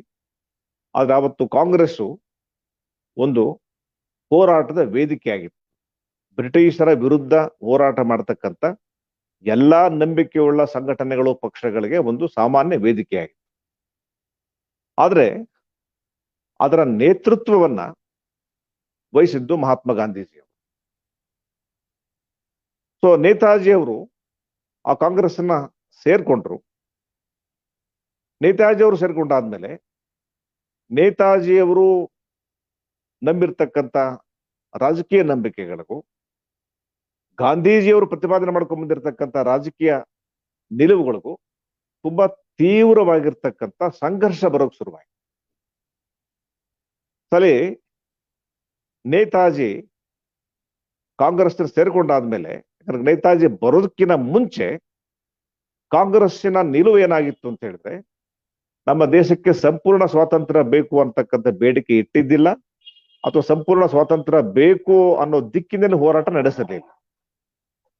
ಸೊ ಅವರ ನಿಲುವು ಏನಿದ್ರು ಕೂಡ ಡೊಮಿನಿಯನ್ ಸ್ಟೇಟಸ್, ಅಂದ್ರೆ ಬ್ರಿಟಿಷ್ ಸಾಮ್ರಾಜ್ಯವಾದ ಇರ್ಲಿ ಕೇಂದ್ರ ಬಿಂದುವಾಗಿ ದೆಹಲಿ ಒಳಗಡೆ, ಅದರ ಕೆಳಗಡೆ ಪ್ರಾಂತ್ಯವಾರು ಸರ್ಕಾರ ನಡೆಸೋದಕ್ಕೆ ಅಥವಾ ಅಧಿಕಾರಕ್ಕೆ ಬರೋದಕ್ಕೆ ನಮ್ಗೆ ಅವಕಾಶ ಕೊಟ್ಟರೆ ಸಾಕು ಅನ್ನೋ ನಿಲುವು ಮಾತ್ರ ಇತ್ತು. ಸಂಪೂರ್ಣ ಸ್ವಾತಂತ್ರ್ಯ ಅನ್ನೋ ಬೇಡಿಕೆ ಇಟ್ಟಿರ್ಲಿಲ್ಲ, ಅದಕ್ಕೋಸ್ಕರ ಹೋರಾಟ ಮಾಡಿರ್ಲಿಲ್ಲ ಕಾಂಗ್ರೆಸ್, ಅಥವಾ ಗಾಂಧೀಜಿಯ ಪ್ರಶ್ನೆ ಎತ್ತೇ ಇರಲಿಲ್ಲ. ಸೊ ಹಾಗಾಗಿ ನೇತಾಜಿ ಕಾಂಗ್ರೆಸ್ ಸೇರ್ಕೊಂಡಾದ್ಮೇಲೆ ಅವರು ಬೇಡಿಕೆಯನ್ನು ಇಟ್ಟರು. 1928ರ ಅಧಿವೇಶನದಲ್ಲಿ ಈ ಸಂಪೂರ್ಣ ಸ್ವಾತಂತ್ರ್ಯ ಬೇಕು ಅಂತ ಬೇಡಿಕೆ ಇಟ್ಟರು, ಅಪ್ರೂವ್ ಆಗ್ಲಿಲ್ಲ. 29ರಲ್ಲಿ ಮತ್ತೆ ಅವ್ರ ಗೊತ್ತುವಳಿಯನ್ನು ಮಂಡಿಸಿದ್ರು. ಆಗ ಇಡೀ ದೇಶದ ಬೆಂಬಲ ಸಿಕ್ಕುವ ಆ ಗೊತ್ತುವಳಿ ಅದು ಅನುಮೋದನೆಗೊಂಡಿತು. ಬಟ್ ನಂತರದ ದಿನಗಳಲ್ಲಿ ಸ್ವತಃ ಕಾಂಗ್ರೆಸ್ಸಿನ ಒಳಗಡೆ ತೀವ್ರ ಪಲ್ಲಟನೆಗಳು ನಡೀತದೆ, ತೀವ್ರ ಪ್ರತಿರೋಧಗಳು ನಡೀತದೆ. ಯಾರ ಮಧ್ಯದಲ್ಲಿ ಅಂತ ಹೇಳಿದ್ರೆ, ನೇತಾಜಿ ನೇತೃತ್ವದಲ್ಲಿ ಇದ್ದಂತ ಪಂಗಡಕ್ಕೂ ಗಾಂಧೀಜಿಯವರ ನೇತೃತ್ವದಲ್ಲಿರ್ತಕ್ಕಂಥ ಪಂಗಡಕ್ಕೂ ವೈಚಾರಿಕವಾಗಿ ತೀವ್ರವಾಗಿರ್ತಕ್ಕಂಥ ಸಂಘರ್ಷ ನಡೀತದೆ. ಇದು ಇತಿಹಾಸ, ವಾಸ್ತವ. ಹಾಗಿದ್ರೆ ಆ ಸಂಘರ್ಷ ಯಾಕೆ ನಡೀತು, ಅದರ ಪರಿಣಾಮಗಳೇನು? ಅಲ್ಲಿ ಈ ವಿಷಯನ ಅರ್ಥ ಮಾಡ್ಕೊಳ್ಳೋದಾದ್ರೆ, ನೇತಾಜಿ ಅವರು, ನಾನು ಆಗ್ಲೇ ಹೇಳಿದೆ, ಸಂಪೂರ್ಣ ಸ್ವಾತಂತ್ರ್ಯ ಬೇಕು ಅಂತಕ್ಕಂಥ ಬೇಡಿಕೆ ಇತ್ತು. ಯಾವುದೇ ರೀತಿಯಾಗಿರ್ತಕ್ಕಂಥ ಸಂಧಾನಕ್ಕೆ ಹೋಗಬಾರದು, ನಾವು ನಮ್ಮ ಹೋರಾಟ ಸಮರಶೀಲವಾಗಬೇಕು ಅನ್ನೋ ನಿಲುವಿತ್ತು. ಅಂದ್ರೆ ಸಂಧಾನಾತೀತ ಹೋರಾಟದ ರೂವಾರಿಯಾಗಿದ್ರು ನೇತಾಜಿ ಆಗಿರ್ಬೋದು ಮತ್ತು ಕ್ರಾಂತಿಕಾರಿಗಳಾಗಿದ್ರು. ಇದು ಗಾಂಧೀಜಿಯವರಿಗೆ ಅಥವಾ ಗಾಂಧೀಜಿಯವರ ಅನುಯಾಯಿಗಳಿಗೆ ಇದು ಇಷ್ಟ ಆಗಲಿಲ್ಲ. ನಿಮಗೆ ಗೊತ್ತಿದೆ, ಗಾಂಧೀಜಿಯವರು ಅವರು ಅಹಿಂಸೆಯನ್ನ ಬಯಸಿದ್ರು. ಗಾಂಧೀಜಿಯವರು ಸಮರಶೀಲ ಹೋರಾಟ ಆಗಬಾರ್ದು, ಸಮರಶೀಲ ಹೋರಾಟ ನಡೆದ್ರೆ ಹಿಂಸೆ ಆಗುತ್ತೆ ಅಂತ ಹೇಳ್ತಾ ಅವರು ಜನ ಹೋರಾಟಕ್ಕೆ ಬರೋದಕ್ಕೆ ತಯಾರಾಗಿದ್ರು ಕೂಡ ಅವರು ಸ್ವತಃ ಸತ್ಯಾಗ್ರಹ ಕೂತ್ಕೊಂಡ್ಬಿಡ್ತಾ ಇದ್ರು, ಜನ ಹೋರಾಟ ಮಾಡಕ್ ಬಿಡ್ತಿರ್ಲಿಲ್ಲ. ಸೊ ಈ ನಿಲುವು ನಮ್ಗೆಲ್ರಿಗೂ ಗೊತ್ತಿದೆ. ಆದ್ರೆ ಇದ್ರ ಮಧ್ಯದಲ್ಲೇನೆ ನೇತಾಜಿಯವರು ಹರಿಪುರದಲ್ಲಿ ಕಾಂಗ್ರೆಸ್ ಅಧಿವೇಶನ ನಡೆದಾಗ ಅದರ ಅಧ್ಯಕ್ಷ ಸ್ಥಾನಕ್ಕೆ ಅವರು ಚುನಾವಣೆಯಲ್ಲಿ ನಿಲ್ತಾರೆ. ಸೊ ಈ ಸಂದರ್ಭದಲ್ಲಿ ನೇತಾಜಿಯವರಿಗೆ ವಿರುದ್ಧವಾಗಿ ಗಾಂಧೀಜಿ ಮತ್ತು ಅವ್ರ ಫಾಲೋವರ್ಸ್ ಬಹಳ ದೊಡ್ಡ ಪ್ರಚಾರ ಮಾಡ್ತಾರೆ.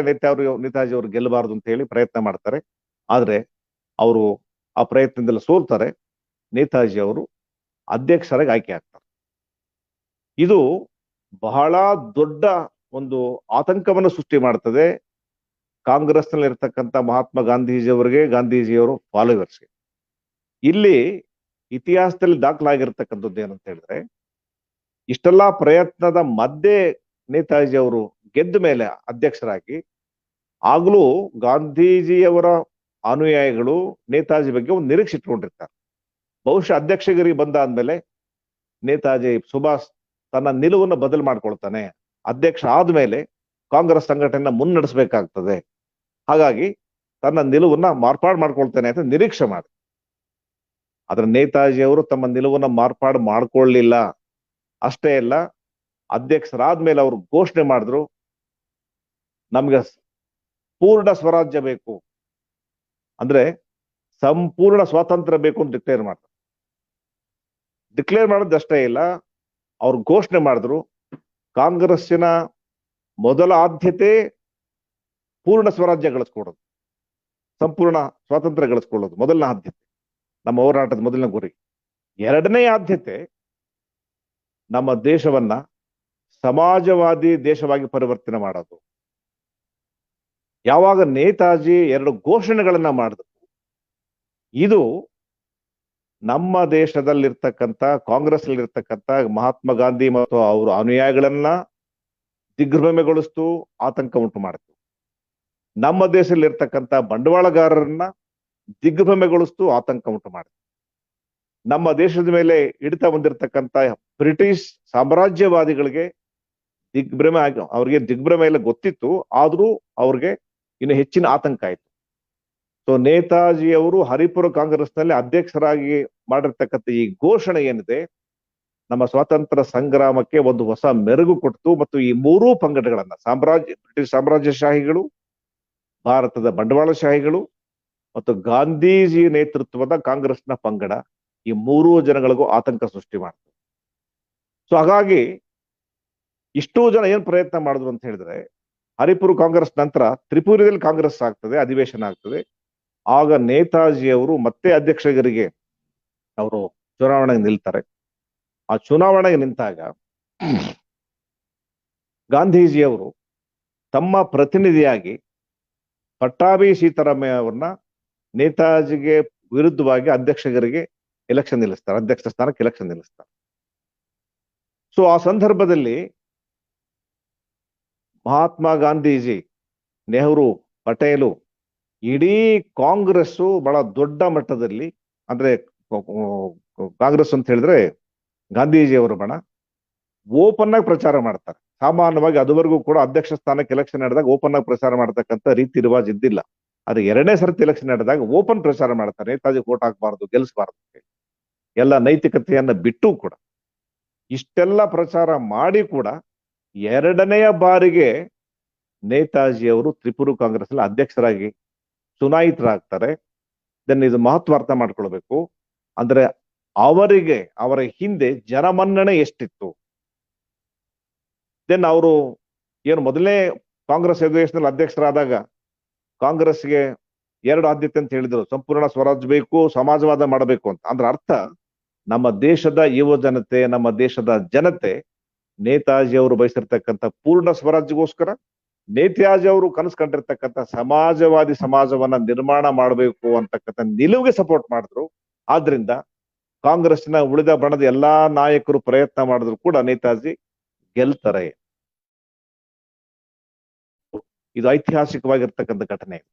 ಅದೇ ದುರಂತ ಏನು ಅಂತ ಹೇಳಿದ್ರೆ, ಎರಡನೇ ಬಾರಿಗೆ ತ್ರಿಪುರ ಕಾಂಗ್ರೆಸ್ನಲ್ಲಿ ಚುನಾಯಿತರಾದ ಮೇಲೆ ಒಂದು ಸ್ವತಂತ್ರವಾಗಿ ಅಧ್ಯಕ್ಷ ಸ್ಥಾನವನ್ನ ನಿರ್ವಹಿಸೋದಕ್ಕೆ ಗಾಂಧೀಜಿ ಅವರು, ಮಹಾತ್ಮ ಗಾಂಧೀಜಿ ಮತ್ತೆ ನೆಹರು, ಪಟೇಲ್ ಇವ್ರ ಗುಂಪು ಬಿಡೋದಿಲ್ಲ ಅವರು. ಆ ನಂತರ ಅದುವರೆಗೂ ಕೂಡ ಚುನಾವಣೆಯಲ್ಲಿ ಚುನಾಯಿತರಾಗಿರ್ತಕ್ಕಂಥ ಅಧ್ಯಕ್ಷರು ವರ್ಕಿಂಗ್ ಕಮಿಟಿ ಅಪಾಯಿಂಟ್ ಮಾಡತಕ್ಕಂತ ಒಂದು ಅಧಿಕಾರ ಇರ್ತದೆ. ಎಲ್ಲಾ ನಿರ್ಧಾರಗಳು ಅಧ್ಯಕ್ಷರು ತಗೊಳ್ತಕ್ಕಂತ ಒಂದು ಪರಂಪರೆ ಬೆಳೆದು ಬಂದಿರ್ತದೆ.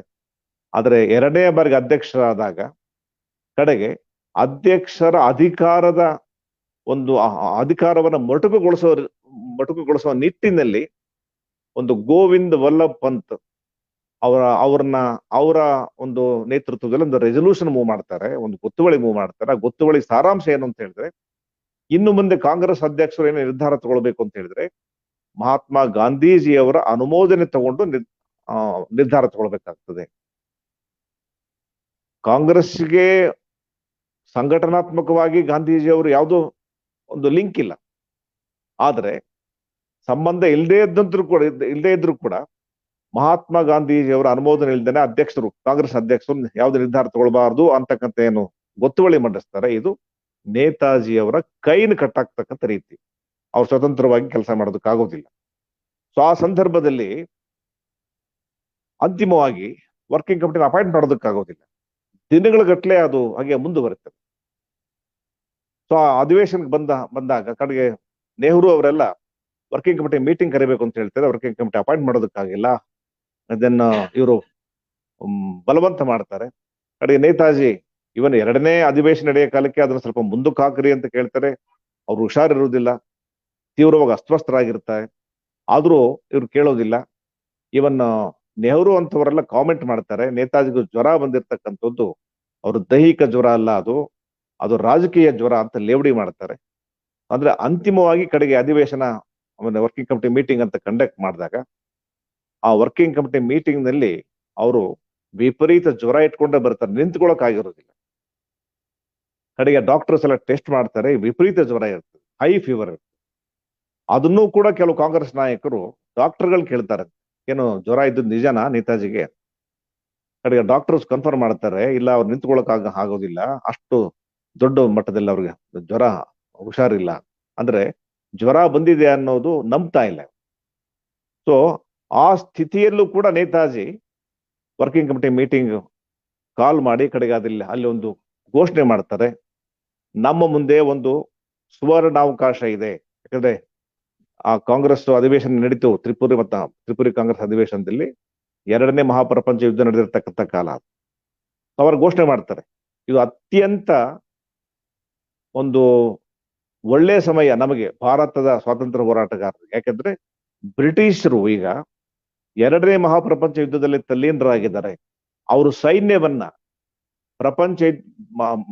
ಸೆಕೆಂಡ್ ವರ್ಲ್ಡ್ ವಾರ್ ನಲ್ಲಿ ಬೇರೆ ಕಡೆ ನಿಯೋಜಿಸಿದ್ದಾರೆ.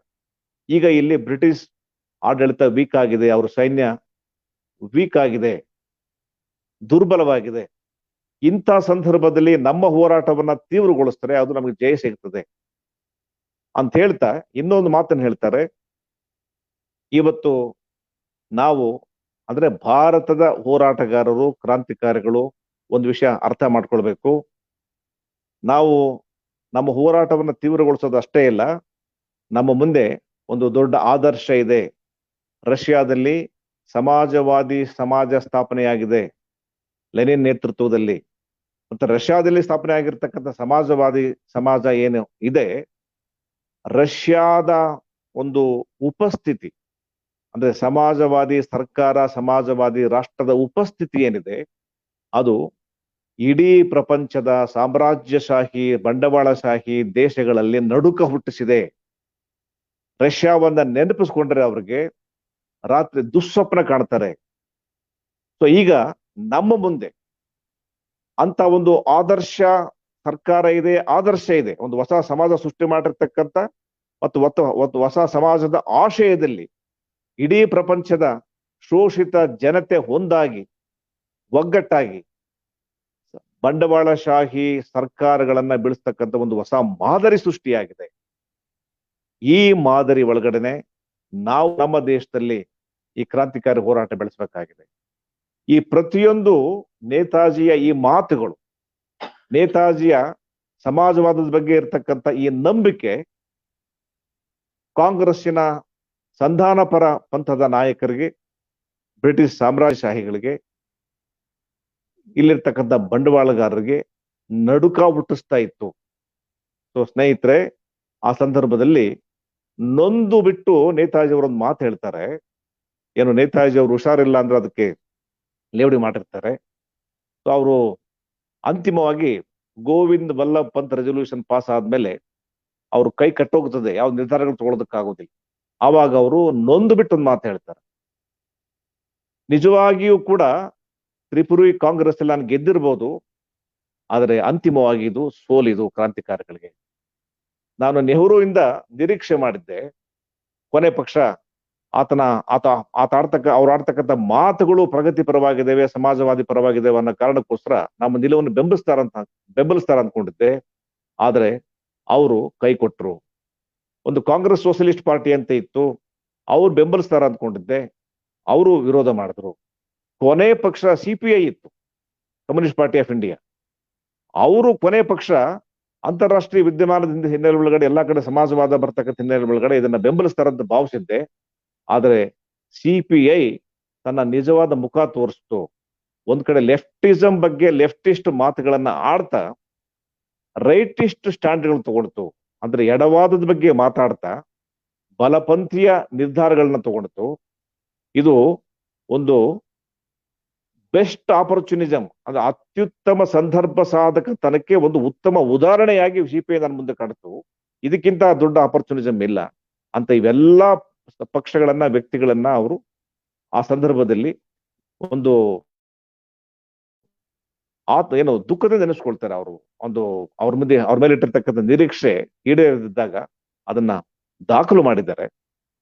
ಅಂತಿಮವಾಗಿ ಹೇಳ್ತಾರೆ, ಕಡೆಗೆ ತ್ರಿಪುರಿ ಕಾಂಗ್ರೆಸ್ ಅಲ್ಲಿ ಏನಾಯ್ತು ಅಂತ ಹೇಳಿದ್ರೆ, ಒಬ್ಬ ಮನುಷ್ಯ ತನ್ನ ಬಗ್ಗೆ ಹೇಳ್ಕೊಳ್ತಾ ಇದ್ದಾರೆ.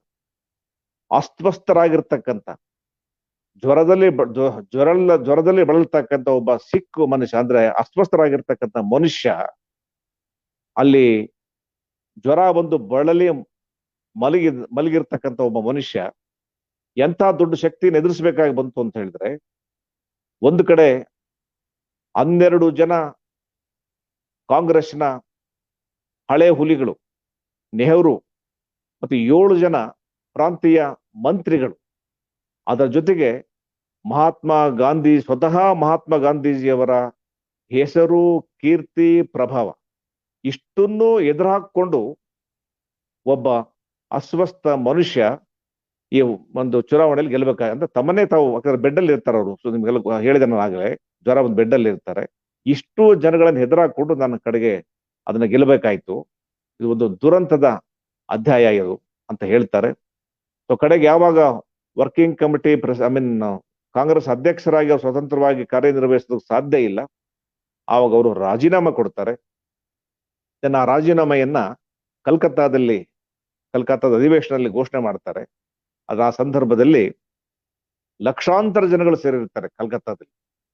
ಇಡೀ ಜನಗಳು, ದೇಶದ ಜನಗಳು ಆ ಸಂದರ್ಭದಲ್ಲಿ ನೇತಾಜಿಯವರ ನಿಲುವನ್ನ, ನೇತಾಜಿಯವರ ಹೋರಾಟವನ್ನ, ನೇತಾಜಿಯವರ ವ್ಯಕ್ತಿತ್ವದ ಬಗ್ಗೆ ಅಪಾರವಾಗಿರ್ತಕ್ಕಂಥ ಅಭಿಮಾನ ಇರ್ತದೆ.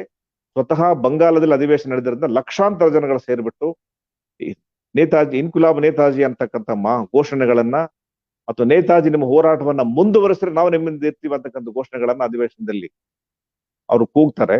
ಕಡೆಗೆ ಅಲ್ಲಿ ಬಂದಿರತಕ್ಕಂಥ ಬೇರೆ ಕಾಂಗ್ರೆಸ್ ನಾಯಕರು ಅವ್ರಿಗೆ ಭಯ ಆಗ್ತದೆ. ಈಗ ನಾವು ಇಲ್ಲಿ ಬಂದಿದ್ವಿ ಕಲ್ಕತ್ತಾಗೆ, ವಾಪಸ್ ನಾವು ಜೀವಂತವಾಗಿ ಹೋಗ್ತೀವ ಅನ್ನೋಷ್ಟು ಮಟ್ಟಿಗೆ ಭಯ ಆಗ್ತದೆ. ಆ ಅಧಿವೇಶನದಲ್ಲಿ ಕಡೆಗೆ ನೇತಾಜಿ ರಾಜೀನಾಮೆ ಕೊಟ್ಟ ಮೇಲೆ ಬಾಬು ರಾಜೇಂದ್ರ ಪ್ರಸಾದ್ ಅಧ್ಯಕ್ಷರಾಗಿ ಆಯ್ಕೆ ಆಗ್ತಾರೆ.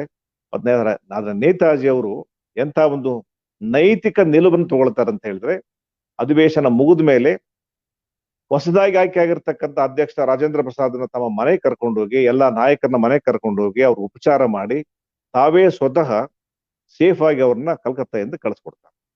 ಇದು ನೇತಾಜಿಯವರ ಒಂದು ವ್ಯಕ್ತಿತ್ವ. ಸೊ ಅಷ್ಟೊತ್ತಿಗೆಲ್ಲ ನೇತಾಜಿ ಒಂದು ತೀರ್ಮಾನಕ್ಕೆ ಬಂದಿರ್ತಾರೆ. ನೇತಾಜಿ ಆ ನಂತರ ಹೇಳ್ತಾರೆ, ಈಗಲೂ ನಮ್ಮ ಮುಂದಿರ್ತಕ್ಕಂಥ ದಾರಿ ಹೋರಾಟ ಮಾತ್ರ. ಬ್ರಿಟಿಷ್ ಸಾಮ್ರಾಜ್ಯವಾದದ ವಿರುದ್ಧ ನಾವು ಸಮರಶೀಲ ಹೋರಾಟ ನಡೆಸಬೇಕು ಅಂತ ಕರೆ ಕೊಡ್ತಾರೆ. ಆದ್ರೆ ಕಾಂಗ್ರೆಸ್ ಮಾತ್ರ ಈಗ ಬ್ರಿಟಿಷ್ ಸರ್ಕಾರ ಸಂಕಷ್ಟದಲ್ಲಿದೆ, ಈಗ ನಾವು ಹೋರಾಟ ಮಾಡಬಾರ್ದು ಅಂತ ಹೇಳ್ಬಿಟ್ಟು ಅವ್ರ ಹೋರಾಟಕ್ಕೆ ವಿರಾಮ ಹೇಳ್ತಾರೆ.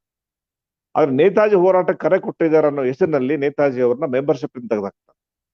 ಅಂತಿಮವಾಗಿ ನೇತಾಜಿ ಮತ್ತೆ ತಮ್ಮ ಚಟುವಟಿಕೆಯನ್ನು ಮುಂದುವರಿಸ್ತಾರೆ ಅಂತ ಹೇಳ್ಬಿಟ್ಟು ಕಾಂಗ್ರೆಸ್ನಿಂದ ಅವ್ರನ್ನ ಎಕ್ಸ್ಪೆಲ್ ಮಾಡ್ತಾರೆ. ಸೊ ಕಾಂಗ್ರೆಸ್ ಉಳಿಯೋಕ್ ಬಿಡೋದಿಲ್ಲ. ಸೊ ಅಷ್ಟೊತ್ತಿಗೆಲ್ಲ ನೇತಾಜಿ ಬಹಿರಂಗವಾಗಿ ಹೇಳ್ತಾರೆ, ಕಾಂಗ್ರೆಸ್ಸು ಇನ್ನ ಹೋರಾಟದ ಯಾವ ಆಶಾಕಿರಣವಾಗಿ ಉಳಿದಿಲ್ಲ. ನಮ್ಮ ದೇಶದಲ್ಲಿರ್ತಕ್ಕಂಥ ಬಂಡವಾಳಗಾರರು ನೇರವಾಗಿ ಕಾಂಗ್ರೆಸ್ನ ಕಂಟ್ರೋಲ್ ಮಾಡ್ತಾ ಇದ್ದಾರೆ, ಅವರು ಇದ್ರ ಮೇಲೆ ಹತೋಟಿ ಸಾಧಿಸ್ತಿದ್ದಾರೆ. ಸೊ ಹಾಗಾಗಿ ಇವತ್ತು ನಾವು ಯಾವುದೇ ಒಂದು ನಿರೀಕ್ಷೆಯನ್ನ ಕಾಂಗ್ರೆಸ್ನಿಂದ ಇಟ್ಕೊಳ್ಳೋಕ್ ಸಾಧ್ಯ ಇಲ್ಲ ಅನ್ನೋದನ್ನ ಬಹಿರಂಗವಾಗಿ ಹೇಳ್ತಾರೆ. ಸೊ ಅದಾದ್ಮೇಲೆ ಇದು ಓಪನ್ ಆಗಿ ನಮ್ಗೆ ಗೊತ್ತಾಗುವಂಥದ್ದು ಏನು ಅಂತ ಹೇಳಿದ್ರೆ, ಇನ್ನೊಂದು ಅಂಶ ನೇತಾಜಿ ಅವ್ರು ಹೇಳ್ತಾರೆ, ಯಾರು ಇವತ್ತು ಕಾಂಗ್ರೆಸ್ನಲ್ಲಿ ಬಂದು ನಾಯಕರಾಗಿದ್ದಾರೆ, ಮಂತ್ರಿ ಪದವಿಗಳ ಹಿಂದೆ ಬೆನ್ನು ಬಿದ್ದಿದ್ದಾರೆ, ಇವ್ರ್ಯಾರೂ ಕೂಡ ಕಾಂಗ್ರೆಸ್ ನಡೆಸಿರ್ತಕ್ಕಂಥ ಹೋರಾಟಗಳಲ್ಲಿ ಭಾಗವಹಿಸಿರ್ತಕ್ಕಂಥವ್ರಲ್ಲ, ಬ್ರಿಟಿಷ್ ಜೈಲು ಗೋಡೆಗಳ ಹತ್ತಿರದಲ್ಲೂ ಸುಳಿದವರಲ್ಲ. ಅವರೆಲ್ಲರೂ ಕೂಡ ಶ್ರೀಮಂತರು, ಲಕ್ಷಾಧೀಶರು, ಕೋಟ್ಯಾಧೀಶರು, ಜಮೀನ್ದಾರರು, ಅಧಿಕಾರಕ್ಕಾಗಿ ಹಪಾಹಪಿ ಇದ್ದಂಥವ್ರು. ಆದ್ರೆ ಕಾಂಗ್ರೆಸ್ನಿಂದ ಅಧಿಕಾರ ಸಿಕ್ಕತ್ತೆ ಅನ್ನೋ ವಿಷಯ ಗೊತ್ತಾದ್ಮೇಲೆ ಇವತ್ತು ಕಾಂಗ್ರೆಸ್ ಸೇರ್ಕೊಂಡಿರೋದು ಅಷ್ಟೇ ಇಲ್ಲ, ಕಾಂಗ್ರೆಸ್ನಲ್ಲಿ ಮಂತ್ರಿಗಳಾಗಿದ್ದಾರೆ, ಕಾಂಗ್ರೆಸ್ ನಾಯಕತ್ವ ಪಡ್ಕೊಂಡಿದ್ದಾರೆ. ಹಾಗಾಗಿ ಇವತ್ತು ಕಾಂಗ್ರೆಸ್ ಬಂಡವಾಳಗಾರರ ಕೈಗೊಂಬೆಯಾಗಿದೆ ಅಂತ ಡಿಕ್ಲೇರ್ ಮಾಡಿದ್ರು. ಸೊ ಈಗ ಈ ಮಾತನ್ನ ನಾವು ಈ ಮಾತು ಹೇಳೋದು ನೇತಾಜಿ ಅವರು ಸ್ವತಃ ಇದನ್ನ ಆ ಸಂದರ್ಭದಲ್ಲಿ ಪರಿಸ್ಥಿತಿ ಏನಿತ್ತು ನಾವು ಅವಲೋಕನ ಮಾಡಿದ್ರೆ, ಇನ್ನೊಂದು ಕಡೆ ನಮ್ಮ ದೇಶದ ಬಂಡವಾಳಗಾರರು 1910ರಿಂದನೇ ಪ್ರಾರಂಭ ಅಂದ್ರೆ ತಮ್ಮ ಪ್ರಭಾವವನ್ನು ಬೀರೋದಕ್ಕೆ ಪ್ರಯತ್ನ ಮಾಡಿದ್ರು. ನಮ್ಮ ದೇಶದ ಹಲವಾರು ಬಂಡವಾಳಗಾರರು, ಬಿರ್ಲಾ ಮನೆತನ ಆಗಿರ್ಬೋದು, ಟಾಟಾ ಮನೆತನ ಆಗಿರ್ಬೋದು, ಇಂಥ ಹಲವಾರು ಮನೆತನಗಳು. ಸೊ ಹಾಗಾಗಿ 1927ರಲ್ಲಿ ಬಂಡವಾಳಗಾರರ ಸಂಘಟನೆ ಒಂದು ಸ್ಥಾಪನೆ ಆಗ್ತದೆ, federation of Indian chamber of commerce and industry ಅಂತ. ಫಿಕ್ಕಿ ಈಗಲೂ ಇದೆ, ಅದು federation of Indian chamber of commerce and industry ಅಂತ. 1927ರಲ್ಲಿ ಬಂಡವಾಳಗಾರರು ತಮ್ಮ ಸಂಘಟನೆಯನ್ನ ಸ್ಥಾಪನೆ ಮಾಡ್ಕೊಳ್ತಾರೆ. ಇದನ್ನ ಎಲ್ಲರೂ ಅಬ್ಸರ್ವ್ ಮಾಡ್ಬೇಕು. ಏನು ನೇತಾಜಿ ಅವರು ಕಾಂಗ್ರೆಸ್ ಬಂಡವಾಳಶಾಹಿಗಳ ಕೈಗೊಂಬೆಯಾಗಿದೆ ಅಂತ ಡಿಕ್ಲೇರ್ ಮಾಡಿದ್ರು, ಇದು ವಾಸ್ತವ. ಅದಕ್ಕೆ ಪೂರಕವಾಗಿ ಪುರಾವೆಯಾಗಿ ನಾನು ಈ ಅಂಶಗಳನ್ನ ಹೇಳ್ತಾ ಇದ್ದೀನಿ ನಾನು. ಸೊ ಹಾಗಾಗಿ ಈ federation of Indian chamber of commerce and industry FICCI ಸ್ಥಾಪನೆ ಆದ್ಮೇಲೆ 1927ರಲ್ಲಿ 1928ರಲ್ಲಿ ಈ ಫಿಕ್ಕಿ ಅಂದ್ರೆ ಬಂಡವಾಳಗಾರ ಸಂಘಟನೆ ಅದು ಡಿಕ್ಲೇರ್ ಮಾಡ್ತದೆ.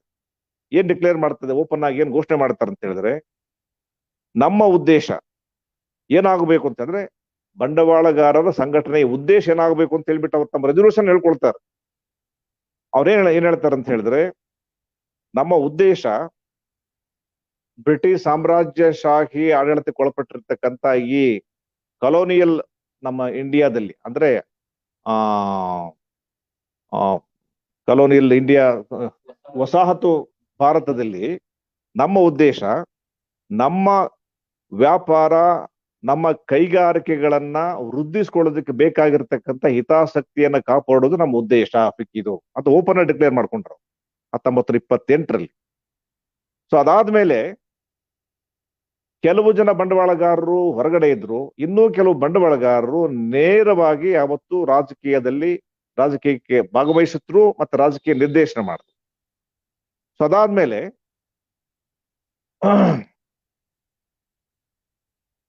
1936 1930 ದಶಕ ಆದ್ಮೇಲೆ ಆ ಪೀರಿಯಡ್ ನಲ್ಲಿ ಎಷ್ಟೋ ನಿರ್ಧಾರಗಳನ್ನ, ಅಂದ್ರೆ ಕಾಂಗ್ರೆಸ್ ತಗೊಳ್ತಕ್ಕಂಥ ಹಲವಾರು ನಿರ್ಧಾರಗಳನ್ನ ರೂಪಿಸುವಲ್ಲಿ ಈ ಬಂಡವಾಳಶಾಹಿ ಸಂಘಟನೆ ಫಿಕ್ಕಿ ತನ್ನ ಪ್ರಭಾವವನ್ನು ಬೀರ್ತಾ ಇತ್ತು. ಕಾಂಗ್ರೆಸ್ ಕೂಡ ಇವರ ಸಲಹೆಗಳನ್ನ ಅತ್ಯಂತ ಗೌರವದಿಂದ ಸ್ವೀಕಾರ ಮಾಡಿ ಅಂಗೀಕರಿಸ್ತಾ ಇದ್ರು. ಇದು ಇತಿಹಾಸದಲ್ಲಾಗಿರ್ತಕ್ಕಂಥ ದಾಖಲೆಗಳು. ಸೊ ಅದಾದ್ಮೇಲೆ ಪುರುಷೋತ್ತಮ್ ದಾಸ್ ಅಂತೇಳಿ, ಸರ್ ಪುರುಷೋತ್ತಮ್ ದಾಸ್ ಅಂತೇಳಿ ಫಿಕಿ ಪ್ರೆಸಿಡೆಂಟ್ ಅವರು 1928ರಲ್ಲಿ ಅವರು ಇನ್ನೊಂದು ಅಂಶನ ಡಿಕ್ಲೇರ್ ಮಾಡ್ತಾರೆ. ಇನ್ನು ಮುಂದೆ ನಾವು ಅಂತ ಹೇಳಿದ್ರೆ ಈ ಬಂಡವಾಳಶಾಹಿ ಸಂಘಟನೆ ಆಗಿರ್ತಕ್ಕಂಥ ಫಿಕಿ ರಾಜಕೀಯದಿಂದ ದೂರವಾಗಿ ಉಳಿಯೋದಕ್ಕೆ ಸಾಧ್ಯ ಇಲ್ಲ. ನಮ್ಮ ದೇಶದಲ್ಲಿ ಏನು ರಾಜಕೀಯ ಹೋರಾಟ ನಡೀತಾ ಇದೆ, ಆ ರಾಜಕೀಯ ಹೋರಾಟದ ಅವಿಭಾಜ್ಯ ಅಂಗ ಆಗಲೇಬೇಕು. ನಾವು ಈ ಹೋರಾಟವನ್ನ ನಿರ್ದೇಶನ ಮಾಡದೆ ಹೋದ್ರೆ ಈ ಹೋರಾಟ ದಾರಿ ತಪ್ಪುತ್ತದೆ ಅಂತಕ್ಕಂಥ ಒಂದು ನಿಲುವನ್ನು ತಗೊಳ್ತಾರೆ. ಸೊ ಅದಾದ್ಮೇಲೆ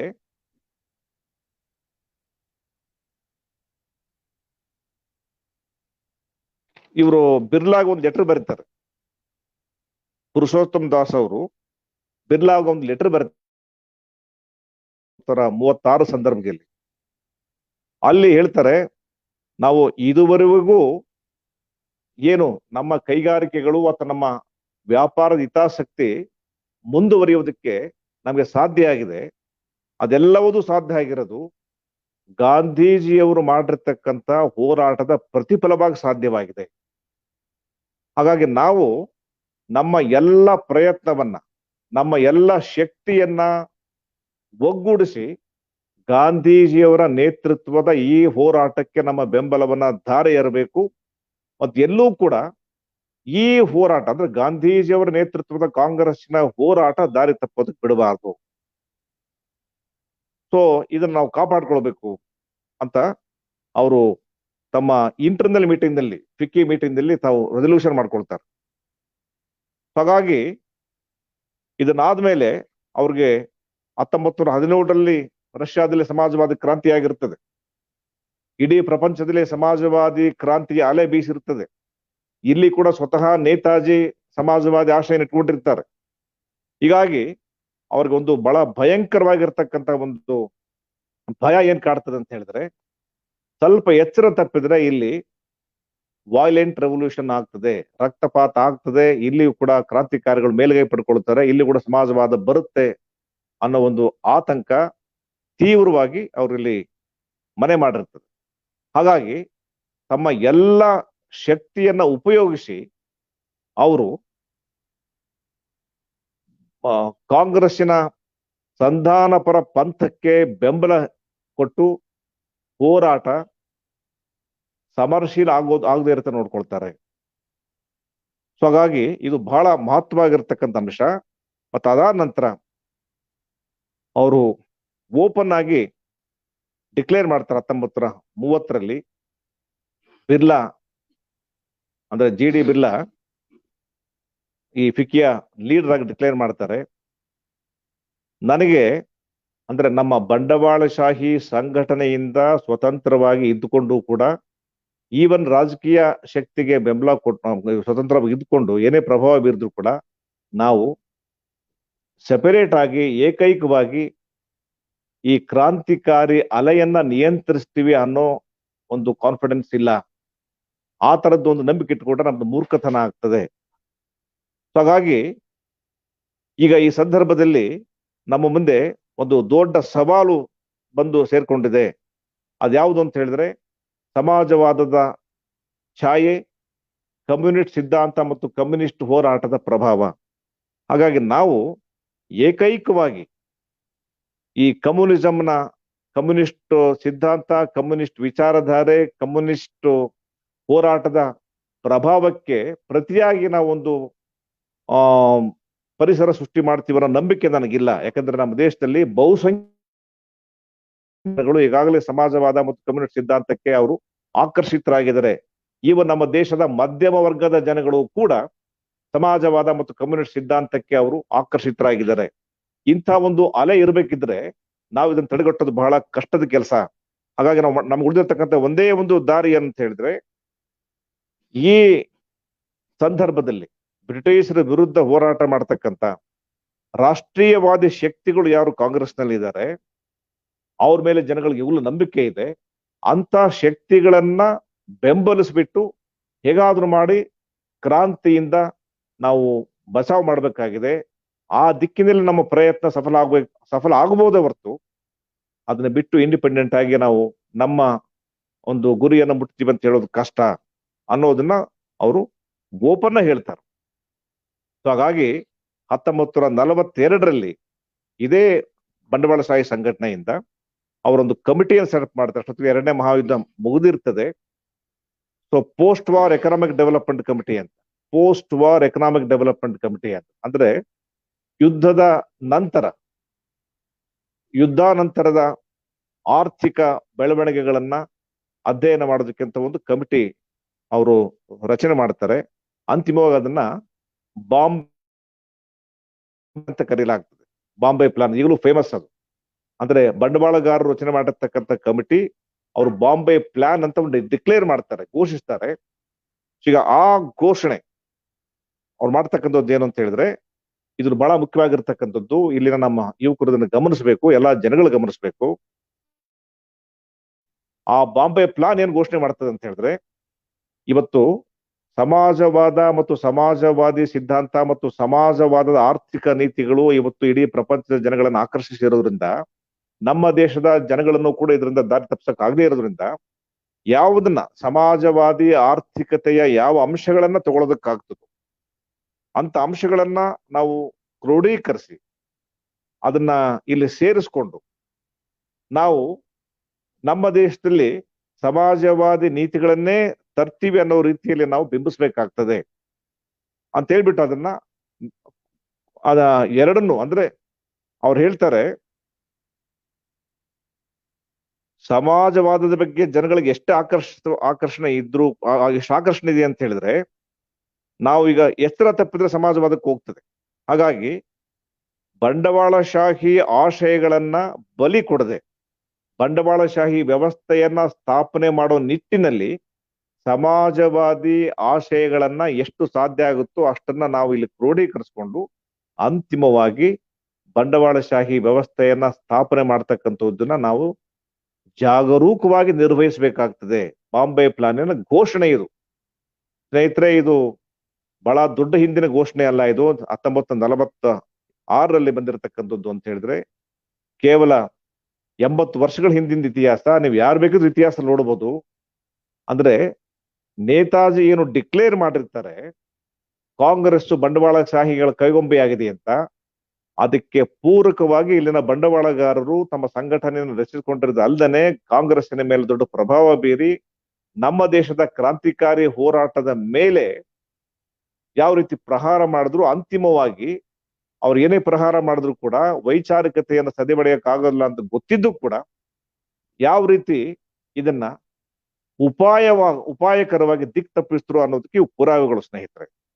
ಸೊ ಹಾಗಾಗಿ ನಾವು ಇಲ್ಲಿ ಅರ್ಥ ಮಾಡ್ಕೊಳ್ಬೇಕಾಗಿರೋದು ಏನು ಅಂತ ಹೇಳಿದ್ರೆ, ನಮ್ಮ ದೇಶ ಅಥವಾ ನಮ್ಮ ದೇಶದ ಸ್ವಾತಂತ್ರ್ಯ ಹೋರಾಟ ನೇತಾಜಿಯವರ ನೇತೃತ್ವದಲ್ಲಿ ಮುಂದೆ ನಡೆದಿದ್ರೆ ಅದರ ದಿಕ್ಕು ಬದಲಾಗ್ತಿತ್ತು ಅಂತ ಹೇಳೋದು ಬಹಳ ಸುಲಭ.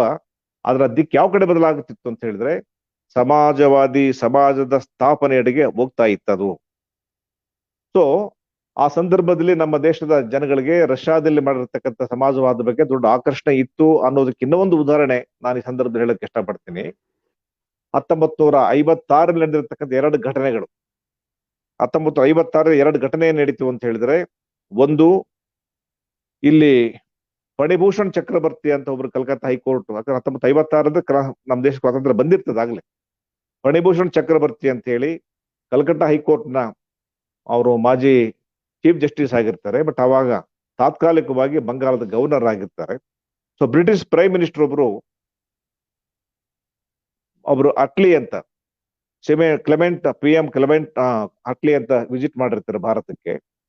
ಇವ್ರ ಪ್ರಶ್ನೆ ಬರ್ತದೆ ಫಣಿಭೂಷಣ್ ಚಕ್ರವರ್ತಿ ಅವರು, ಯಾಕಂದ್ರೆ ಕಾಂಗ್ರೆಸ್ ದುರ್ಬಲವಾಗಿರ್ತದೆ, ಆದ್ರೂ ಕೂಡ 1947ರಲ್ಲಿ ಯಾಕೆ ನೀವು ಸ್ವಾತಂತ್ರ್ಯ ಕೊಟ್ಟು ಹೋದ್ರಿ ಅಂತ ಕೇಳ್ಬೇಕಂತ ಅವ್ರಿಗೆ ಅನಿಸ್ತದೆ. ಅವಾಗ ಪ್ರೈಮ್ ಮಿನಿಸ್ಟರ್ ಕೇಳ್ತಾರೆ, ನಿಮಗೆ ಏನ್ ಕಾರಣ ದೇಶ ಬಿಟ್ಟು ಹೋಗೋದಕ್ಕೆ ಅಂತ ಕೇಳಿದಾಗ ಬ್ರಿಟಿಷ್ ಪ್ರೈಮ್ ಮಿನಿಸ್ಟರ್ ಹೇಳ್ತಾರೆ, 2 ಮುಖ್ಯವಾದ ಕಾರಣ. ಒಂದು, ಈ ದೇಶದ ಆರ್ಮಿ ಸೈನ್ಯ ನಮ್ಮ ನಿರ್ದೇಶನಗಳನ್ನ ಪಾಲಿಸೋದಕ್ಕೆ ಹಿಂದೇಟು ಹಾಕ್ತಾ ಇತ್ತು. ಅದು ಒಂದನೇ ಕಾರಣ. ಎರಡನೇ ಕಾರಣ, ಇಂಡಿಯನ್ ನ್ಯಾಷನಲ್ ಆರ್ಮಿ ಅಂದ್ರೆ INA, ನೇತಾಜಿ ಅವರು ಕಟ್ಟಿರ್ತಕ್ಕಂಥ INA ಬಹಳ ದೊಡ್ಡ ಪ್ರಮಾಣದಲ್ಲಿ ಅದು ಆಕ್ರಮಣಕಾರಿಯಾಗಿ ಬರ್ತಾ ಇತ್ತು. ಮತ್ತು INA ಬಗ್ಗೆ ನಮ್ಮ ಭಾರತದ ಜನಗಳ ಒಲವು ಅತ್ಯಂತ ದೊಡ್ಡ ಮಟ್ಟದಲ್ಲಿ. ಈ ಎರಡೂ ಕಾರಣಗಳಿಂದಾಗಿ ನಾವು ದೇಶ ಬಿಟ್ಟು ಹೊರಡ್ಬೇಕಾಗುತ್ತೆ. ನಾವಾಗ ಇವರು ಫಣಿಭೂಷಣ್ ಚಕ್ರವರ್ತಿ ಕೇಳ್ತಾರೆ, ಹಾಗಾದ್ರೆ ಗಾಂಧೀಜಿ ಪ್ರಭಾವ ಇದ್ದಿಲ್ವಾ? ಅದಕ್ಕೆ ಅವರು ಬ್ರಿಟಿಷ್ ಪ್ರೈಮ್ ಮಿನಿಸ್ಟರ್ ಹೇಳ್ತಾರೆ, ಗಾಂಧೀಜಿ ಪ್ರಭಾವ ಅತ್ಯಂತ ಕನಿಷ್ಠ ಮಟ್ಟದಲ್ಲಿ ಇತ್ತು, ನಮ್ಗದು ಭಯ ಆಗಿರ್ಲಿಲ್ಲ. ಇದೇನ್ ತೋರಿಸ್ತದೆ ಅಂತ ಹೇಳಿದ್ರೆ, ಆವತ್ತಿನ ದೇಶದ ಪರಿಸ್ಥಿತಿ ಸಂಧಾನ ಪರ ಪಂಥ ಅಥವಾ ಗಾಂಧಿವಾದಿಗಳು ಅಥವಾ ಅವ್ರ ಹೋರಾಟದಿಂದ ಸ್ವಾತಂತ್ರ್ಯ ಬಂತು ಅಂತಕ್ಕಂಥ ಕಲ್ಪನೆ ಏನಿದೆ ಅದು ಆಗಿರ್ಲಿಲ್ಲ.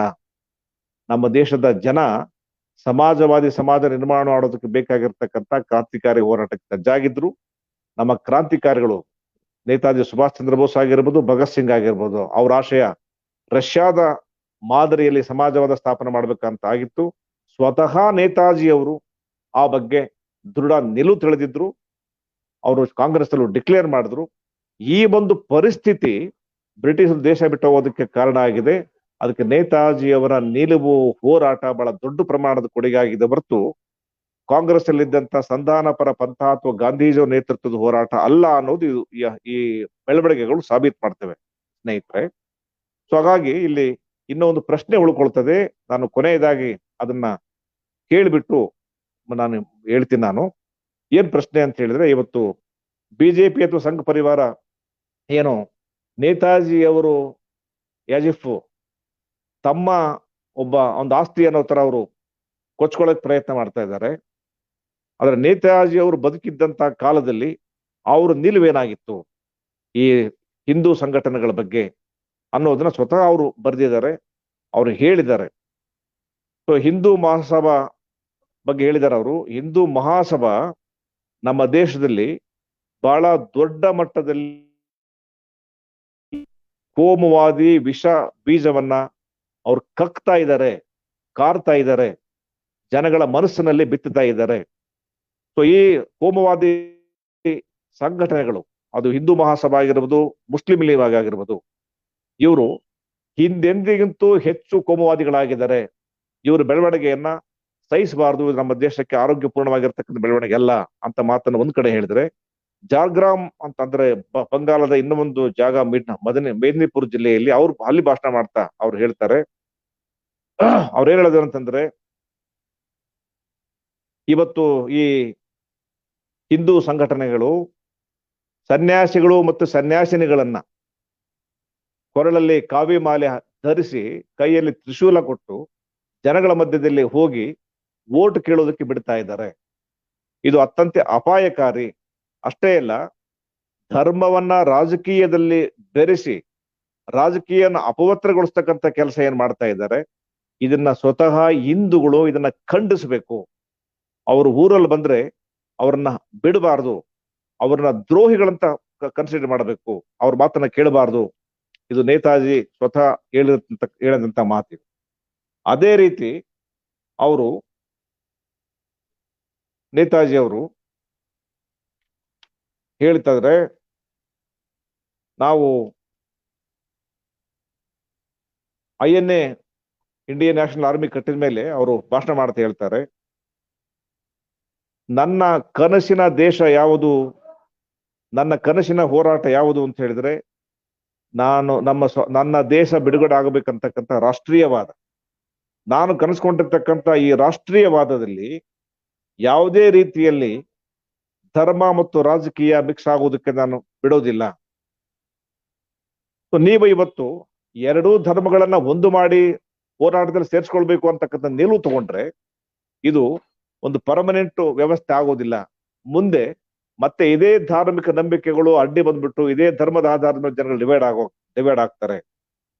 ಸೊ ಒಂದ್ ವೇಳೆ ಗುರುದ್ವಾರ, ಮಸೀದಿ, ದೇವಸ್ಥಾನಗಳಿಗೆ ಹೋಗ್ಬೇಕಂತ ಅನ್ಕೊಂಡಿರ್ತಕ್ಕಂಥವ್ರು ತಮ್ಮ ವೈಯಕ್ತಿಕ ನಿಲುವುಗಳನ್ನು ಆಧರಿಸ್ಬಿಟ್ಟು ಎಲ್ಲಿಗೆ ಬೇಕಾದ್ರೂ ಹೋಗ್ಲಿ, ಆದ್ರೆ ಖಂಡಿತವಾಗಿ ರಾಜಕೀಯದಲ್ಲಿ ಇದನ್ನ ಬೆರೆಸೋದಕ್ಕೆ ನಾವು ಬಿಡಬಾರ್ದು ಅಂತ ಹೇಳ್ತಾರೆ. ಇದನ್ನ ಅಂತಿಮವಾಗಿ ಅವರು ಈ ಒಂದು ಕೋಮುವಾದದ ಕ್ಯಾನ್ಸರ್ ಅಂತ ಕರೀತಾರೆ ಅವ್ರು. ಈ ಕೋಮುವಾದದ ಕ್ಯಾನ್ಸರ್ನ ಬುಡ ಸಮೇತ ಕಿತ್ತು ಹಾಕಬೇಕು ಅಂತ ಹೇಳಿದ್ರೆ ಇವತ್ತು ನಾವು ಉಳಿದಿರ್ತಕ್ಕಂಥ ಒಂದೇ ಒಂದು ಮಾರ್ಗ, ಸುಲಭದ ಮಾರ್ಗ ಯಾವುದು ಅಂತ ಹೇಳಿದ್ರೆ ಇಡೀ ದೇಶದ ಜನಗಳಲ್ಲಿ ಒಂದು ಕ್ರಾಂತಿಕಾರಿ ಮನಸ್ಸನ್ನ ಸೃಷ್ಟಿ ಮಾಡ್ಬೇಕು. ನಾವು ಜನಗಳಲ್ಲಿ ಒಂದು ಉನ್ನತವಾಗಿರ್ತಕ್ಕಂಥ ಕ್ರಾಂತಿಕಾರಿ ವಿಚಾರವನ್ನ ತುಂಬಿ ಕ್ರಾಂತಿಕಾರಿ ಮನಸ್ಸನ್ನ ಸೃಷ್ಟಿ ಮಾಡ್ಬೇಕು ನಾವು. ಆ ಕ್ರಾಂತಿಕಾರಿ ಮನಸ್ಸನ್ನ ಸೃಷ್ಟಿ ಮಾಡಿದಾಗ ಆ ಜನಗಳ ಮುಂದೆ ಸಂಕುಚಿತ ಮನಸ್ಸುಗಳು ಸೃಷ್ಟಿಯಾಗುವುದಿಲ್ಲ. ಅವರು ಇಡೀ ದೇಶವನ್ನ, ನಮ್ಮ ದೇಶದ ಇಡೀ ಸಾಮಾನ್ಯ ಜನಗಳು, ಅವರ ದೃಷ್ಟಿಕೋನ ಯಾವ ತರ ಆಗ್ತದೆ ಅಂತ ಹೇಳಿದ್ರೆ ತುಂಬಾ ವಿಶಾಲ ಆಗ್ತದೆ, ಸಂಕುಚಿತ ಮನಸ್ಸು ದೂರ ಆಗ್ತದೆ, ಇಡೀ ದೇಶದ ಜನಗಳ ಬಿಡುಗಡೆ ಆಗಬೇಕು ಅಂತಕ್ಕಂಥ ಭಾವನೆ ಅವ್ರ ಮನಸ್ಸಲ್ಲಿ ಬರ್ತದೆ, ಜಾತಿ ಧರ್ಮಗಳು ಕೊಚ್ಕೊಂಡು ಹೋಗ್ತದೆ. ಅಂತಿಮವಾಗಿ ಆ ಕ್ರಾಂತಿಕಾರಿ ವಿಚಾರವನ್ನ ಅಳವಡಿಸ್ಕೊಂಡಿರ್ತಕ್ಕಂಥ ಜನ ಮುಂದೆ ಹೊಸ ತಲೆಮಾರಿನ ಹೊಸ ವಿಚಾರಗಳ ಹೊಸ ಜನಾಂಗವಾಗಿ ಮಾರ್ಪಾಡುಗೊಳ್ತಾರೆ. ಸೊ ಅಂತ ಒಂದು ಕ್ರಾಂತಿಕಾರಿ ಮನಸ್ಸುಗಳನ್ನ ಇಡೀ ದೇಶದಲ್ಲಿ ಸೃಷ್ಟಿ ಮಾಡಿದಾಗ ಮಾತ್ರ ಈ ಕೋಮುವಾದದ ಮೂಲ ಬೇರನ್ನ ಕಿತ್ತಾಕೋದಕ್ಕೆ ಸಾಧ್ಯ ಅಂತ ಹೇಳ್ತಾರೆ. ಹಾಗಾಗಿ ಇದನ್ನ ನಾವು ಈ ಮಾತುಗಳನ್ನ ನೆನಪಿಸ್ಕೊಳ್ತಾ ಇವತ್ತು ನಾವು ಅಪ್ಲೈ ಮಾಡ್ಬೇಕು. ಒಂದು ವೇಳೆ ನೇತಾಜಿ ಅವರು ಇವತ್ತು ಬದುಕಿದ್ದಿದ್ರೆ ಇವತ್ತು ನಮ್ಮ ಕಣ್ಮುಂದೆ ಕಾಣ್ತಾ ಇದೀವಿ, ಹಿಂದೂ ಧರ್ಮದ ಹೆಸರಿನಲ್ಲಿ ಅಥವಾ ಧಾರ್ಮಿಕ ಅಂಧಾಭಿಮಾನದ ಹೆಸರಿನಲ್ಲಿ ಇನ್ನೊಂದು ಧರ್ಮವನ್ನ ದೂಷಣೆ ಮಾಡ್ತಕ್ಕಂಥದ್ದು, ದ್ವೇಷ ಮಾಡ್ತಕ್ಕಂಥದ್ದು, ಅಥವಾ ಇಡೀ ರಾಜಕೀಯ ವಾತಾವರಣ ಕಲುಷಿತಗೊಂಡಿರ್ತಕ್ಕಂಥದ್ದು ಒಂದು ವೇಳೆ ನೇತಾಜಿ ಕಂಡಿದ್ದಿದ್ರೆ ಇವತ್ತು ಸ್ವತಃ ಅವರು ಮುಂದೆ ನಿಂತುಕೊಂಡು ಹೋರಾಟವನ್ನ ಮುನ್ನಡೆಸ್ತಾ ಇದ್ರು. ಹಾಗಾಗಿ ಕಾಂಗ್ರೆಸ್ಸು ಆವತ್ತು ನೇತಾಜಿ ಅವರಿಗೆ ದ್ರೋಹ ಮಾಡಿದೆ. ಕಾಂಗ್ರೆಸ್ಸು ಅವತ್ತು ಬಂಡವಾಳಗಾರರ ಕೈಗೊಂಬೆಯಾಗಿ ಬಂಡವಾಳಗಾರರ ಹಿತಾಸಕ್ತಿಯನ್ನು ರಕ್ಷಣೆ ಮಾಡೋದಕ್ಕೋಸ್ಕರ ನಮ್ಮ ಸ್ವಾತಂತ್ರ್ಯ ಹೋರಾಟದ ಗುರಿಯನ್ನ ದಿಕ್ಕು ತಪ್ಪಿಸಿ ಬಂಡವಾಳಶಾಹಿ ವ್ಯವಸ್ಥೆ ಇಲ್ಲಿ ಬೇರೂರೋದಕ್ಕೆ ಕಾರಣ ಆಗಿದೆ. ಆದ್ರೆ ಇವತ್ತು ಬಿಜೆಪಿ ಅದೇ ಬಂಡವಾಳಶಾಹಿ ವ್ಯವಸ್ಥೆಯನ್ನ ಮುಂದಕ್ಕೆ ತಗೊಂಡು ಹೋಗ್ತಕ್ಕಂಥ ಬಂಡವಾಳಶಾಹಿಗಳ ಉತ್ತರಾಧಿಕಾರಿಗಳಾಗಿ ಬಲಿಷ್ಠವಾಗಿದೆ. ಆವತ್ತು ಕಾಂಗ್ರೆಸ್ ಸ್ವಾತಂತ್ರ್ಯ ಹೋರಾಟದಲ್ಲಿ ಇದ್ದು ನೇತಾಜಿ ಅವರಿಗೆ ಬೆನ್ನಿಗೆ ಚೂರಿ ಹಾಕಿತು. ಆದ್ರೆ ಬಿಜೆಪಿ ಮತ್ತು ಸಂಘ ಪರಿವಾರ ಆವತ್ತು ಸ್ವಾತಂತ್ರ್ಯ ಹೋರಾಟದಲ್ಲಿ ಭಾಗವಹಿಸಲಿಲ್ಲ. ಅಷ್ಟೇ ಇಲ್ಲ, ಸ್ವಾತಂತ್ರ್ಯ ಹೋರಾಟದಲ್ಲಿ ಭಾಗವಹಿಸಿರ್ತಕ್ಕಂಥವ್ರು ಹಿಂದೆ ಬೆನ್ನಿ ಚೂರಿ ಹಾಕಿಬಿಟ್ಟು ಬ್ರಿಟಿಷರಿಂದ ನಿಂತ್ಕೊಂಡು. ಸೊ ಇವರು ಇಬ್ರು ಕೂಡ ಇವತ್ತು ಜನಗಳ ಪರ್ಯಾಯ ಅಲ್ಲ, ಅಥವಾ ಇವತ್ತಿನ ಸಮಸ್ಯೆಗಳಿಗೆ ತಾವು ಉತ್ತರಾಧಿಕಾರಿಗಳಲ್ಲ. ಮುಖ್ಯವಾಗಿ ನೇತಾಜಿಯವರ ಉತ್ತರಾಧಿಕಾರಿಗಳಂತೂ ಅಲ್ವೇ ಅಲ್ಲ. ಹಾಗಾಗಿ ಇವತ್ತು ನೇತಾಜಿಯವರು ಕಂಡಂತ ಸಮಾಜವಾದಿ ಸಮಾಜದ ನಿರ್ಮಾಣ ಮಾಡಬೇಕು ಅಂತ ಹೇಳಿದ್ರೆ ಇವತ್ತಿರ್ತಕ್ಕಂಥ ಯುವಕರು ನೇತಾಜಿಯವರ ಉತ್ತರಾಧಿಕಾರಿಗಳಾಗಬೇಕಾಗಿದೆ.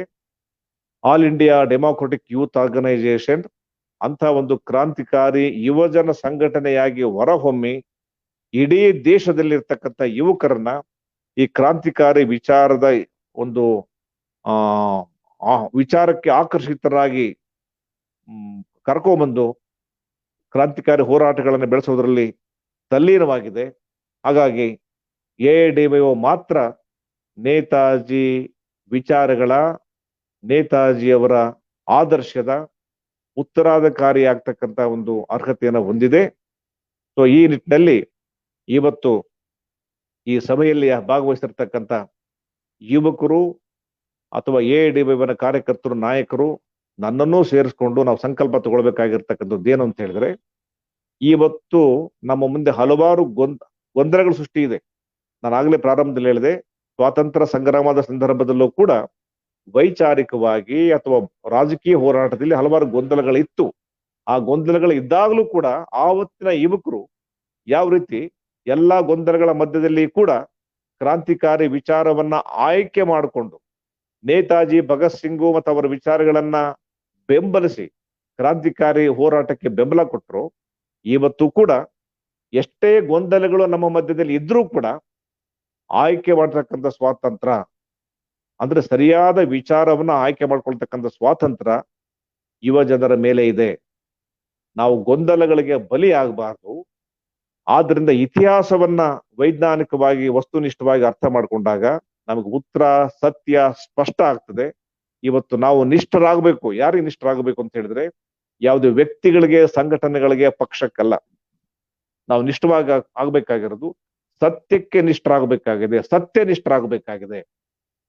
ಅಂತ ಒಂದು ಸತ್ಯ ಯಾವುದು ಅಂತ ಹೇಳಿದ್ರೆ, ಮಾನವನ ಶೋಷಣೆ ತಪ್ಪಿಸ್ತಕ್ಕಂಥ, ಒಂದು ಕ್ರೂರವಾಗಿರ್ತಕ್ಕಂಥ ಅಸಮಾನತೆಯ ಶೋಷಣೆಯನ್ನ ನಿರ್ನಾಮ ಮಾಡ್ತಕ್ಕಂಥ ಒಂದು ಸಮಾಜವನ್ನ ಸಮಾಜವಾದಿ ದೇಶವನ್ನಾಗಿ ಮಾಡ್ತಕ್ಕಂಥ ಒಂದು ಗುರಿ ಏನಿದೆ ಅದು ನಿಜವಾಗಿಯೂ ಸತ್ಯ.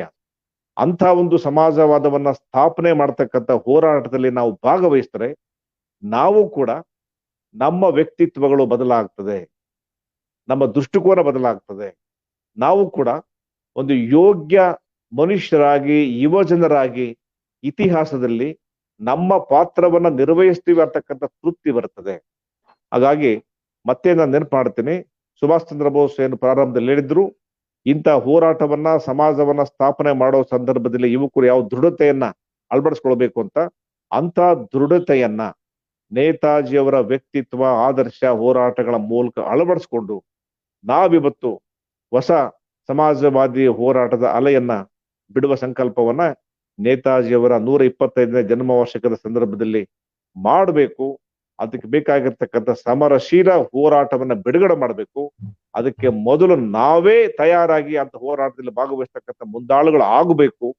ಆ ದಿಕ್ಕಿನಲ್ಲಿ ನೀವೆಲ್ಲರೂ ಸಂಕಲ್ಪ ತಗೊಳ್ತೀರಿ, ನಿಮ್ ಜೊತೆ ನಾನು ಸಂಕಲ್ಪ ತಗೊಳ್ತೀನಿ ಅಂತ ಹೇಳಿ ನನ್ನ ಮಾತುಗಳನ್ನ ಮುಗಿಸ್ತಾ ಇದ್ದೀನಿ. ಇನ್ಕಿಲಾಬ್ ಜಿಂದಾಬಾದ್. ನೇತಾಜಿ ಸುಭಾಷ್ ಚಂದ್ರ ಬೋಸ್ ಅವರ ಆದರ್ಶಗಳು ಚಿರಾಯುವಾಗಲಿ. Long live AIDY.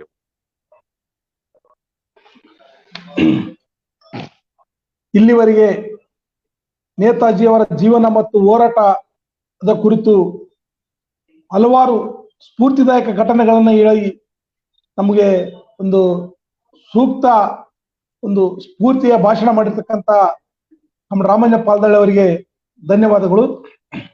ಆತ್ಮೀಯರೇ, ಈಗ ಇಲ್ಲಿವರೆಗೆ ನಾವೇನು ನೇತಾಜಿ ಸುಭಾಷ್ ಚಂದ್ರ ಬೋಸ್ ಅವರ ಜೀವನ ಮತ್ತು ಹೋರಾಟದ ಕುರಿತು ನಮ್ಮ ರಾಮಣ್ಣ ಪಾಲ್ದಾಳಿ ಅವರು ಏನು ಮಾತಾಡಿದ್ರು, ಅದರಲ್ಲಿ ಹಲವಾರು ವಿಷಯಗಳನ್ನ ನಾವೆಲ್ಲ ಮನನ ಮಾಡಿಕೊಳ್ಬೇಕು.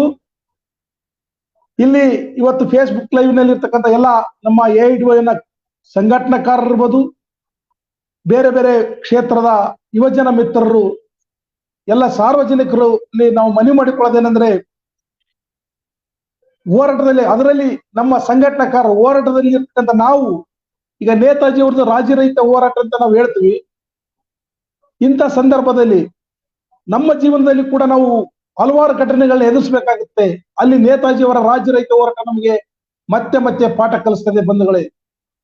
ಅದು ಯಾವುದೇ ಸಂದರ್ಭದಲ್ಲಿ ಇರ್ಬೋದು, ಹಳೆಯ ವಿಚಾರ ಮತ್ತು ಹೊಸ ವಿಚಾರಗಳ ಮಧ್ಯೆ ಘರ್ಷಣೆ ಬಂದಾಗ ಕೂಡ ನಾವು ಒಂದು ರಾಜ್ಯರಹಿತ ನಿಲುವನ್ನು ತೆಗೆದುಕೊಳ್ಬೇಕಾಗುತ್ತೆ. ಈ ದಿಕ್ಕಿನಲ್ಲಿ ನಾವು ಇದು ಮಾಡ್ತಾ ಇವತ್ತು ಸಮಾಜದಲ್ಲಿ ನಾವೇನು ಹೋರಾಟ ಕಟ್ತಾ ಇದೀವಿ, ಇನ್ನೊಂದು ಕಡೆ ಹೋರಾಟದ ಹೆಸರಿನಲ್ಲಿ ಹಲವಾರು ಜನ ಅವಕಾಶವಾದಿ ಹೋರಾಟಗಳು ಕೂಡ ಮಾಡ್ತಾ ಇರೋದನ್ನ ನಾವು ಕಾಣ್ತಾ ಇದೀವಿ. ಇಲ್ಲಿ ನೇತಾಜಿ ಸುಭಾಷ್ ಚಂದ್ರ ಬೋಸ್ ಅವರು ಕಾಲಘಟ್ಟದಲ್ಲಿ ಕೂಡ ಅವಕಾಶವಾದಿಗಳು ಇದ್ರು. ಅವರು ಅದನ್ನ ಯಾವುದಕ್ಕೂ ಧೃತಿಗೆಡದೆ ಎಂತೆಂತ ಬಲಾಢ್ಯರು ಕೂಡ ಅವ್ರ ವಿರುದ್ಧ ಇದ್ರು ಕೂಡ ಅವರು ಏನು ಸತ್ಯ ಅನಿಸಿತ್ತು ಅದಕ್ಕೋಸ್ಕರ ಅವರು ಏಕಾಂಗಿಯಾಗಿ ಕಾಂಗ್ರೆಸ್ನಲ್ಲಿದ್ದು ಕಾಂಗ್ರೆಸ್ನಿಂದ ಹೊರಗಡೆ ಬಂದು ಇಡೀ ದೇಶದಾದ್ಯಂತ ಸಂಚರಿಸಿ ಮತ್ತು ಬೇರೆ ದೇಶಕ್ಕೆ ಹೋಗಿ ಜನಗಳನ್ನ ಸಂಘಟಿಸಿ ಈ ದೇಶನ ವಿಮೋಚನೆ ಮಾಡ್ಬೇಕಂತೇನು ಒಂದು ದೃಢ ಸಂಕಲ್ಪದಿಂದ ಏನು ಹೋರಾಟ ಮಾಡಿದ್ರು. ಅದು ನಮಗೆ ದೊಡ್ಡ ಪಾಠ, ಸ್ಫೂರ್ತಿದಾಯಕ ಪಾಠ. ಸ್ನೇಹಿತರೆ, ಇವತ್ತು ಕೂಡ ನಾವು ಸಮಾಜದಲ್ಲಿ ಅಂತ ಒಂದು ಬಿಕ್ಕಟ್ಟಿನ ಸಂದರ್ಭದಲ್ಲಿ ನಮ್ಮ AIDYO ಅದರಿಂದ ನಾವು ಪ್ರತಿಯೊಬ್ಬರು ಕೂಡ ಕಲಿಬೇಕು, ಆ ಸ್ಫೂರ್ತಿನ ಪಡ್ಕೊಳ್ಬೇಕು. ಇವತ್ತು ಹಲವಾರು ಗೊಂದಲಗಳನ್ನ ಸೃಷ್ಟಿ ಮಾಡ್ತಾರೆ, ಜಾತಿ ಧರ್ಮದ ಹೆಸರಲ್ಲಿ ಜನಗಳನ್ನೇನು ಒಗ್ಗಟ್ಟು ಮಾಡ್ತಾರೆ. ಇಲ್ಲಿ ನೇತಾಜಿಯವರ ಜೀವನ ಹೋರಾಟ ನಮಗೆ ಬಹಳ ದೊಡ್ಡ ಪಾಠ ಕಲಿಸ್ತದೆ. ಇದನ್ನ ನಾವು ಹೆಚ್ಚೆಚ್ಚು ಜನಗಳ ಹತ್ರ ಬೈಬೇಕಾಗಿದೆ. ಆ ದಿಕ್ಕಿನಲ್ಲಿ 125 ಜನ್ಮ ದಿನಾಚರಣೆ ನಮಗೆ ಸ್ಫೂರ್ತಿ ಆಗ್ಬೇಕಾಗಿದೆ.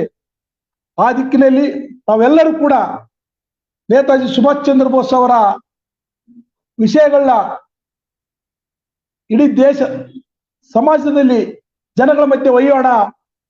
ಅವರ ಕನಸಿನ ಸಮಾಜನ ಕಟ್ಟೋದಕ್ಕೋಸ್ಕರ AIDYO ನಿಜವಾಗ್ಲೂ ಈ ದೇಶದ ಯುವಜನರ ಒಂದು ನೇತಾಜಿ ಅವರ ಉತ್ತರಾಧಿಕಾರಿಯಾಗಿ ಮುಂದುವರಿಸೋದಕ್ಕೆ ನಾವೆಲ್ಲರೂ ಸಂಕಲ್ಪ ಕೊಡೋಣ. ಆ ದಿಕ್ಕಿನಲ್ಲಿ ನೇತಾಜಿ ನಮಗೆ ಮತ್ತಷ್ಟು ಆದರ್ಶ ಆಗ್ಲಿ, ಆ ದಿಕ್ಕಿನಲ್ಲಿ ನಾವೆಲ್ಲರೂ ಮುಂದುವರಿಯೋಣ ಅಂತ ಹೇಳ್ತಾ, ಈ ಒಂದು ಇಡೀ ವರ್ಷ ನೇತಾಜಿ ಅವರ 125ನೇ ವರ್ಷದ ಅಂಗವಾಗಿ ಹಲವಾರು ತರದ ಚಟುವಟಿಕೆಗಳು ಹಾಕೊಳ್ಳೋಣ.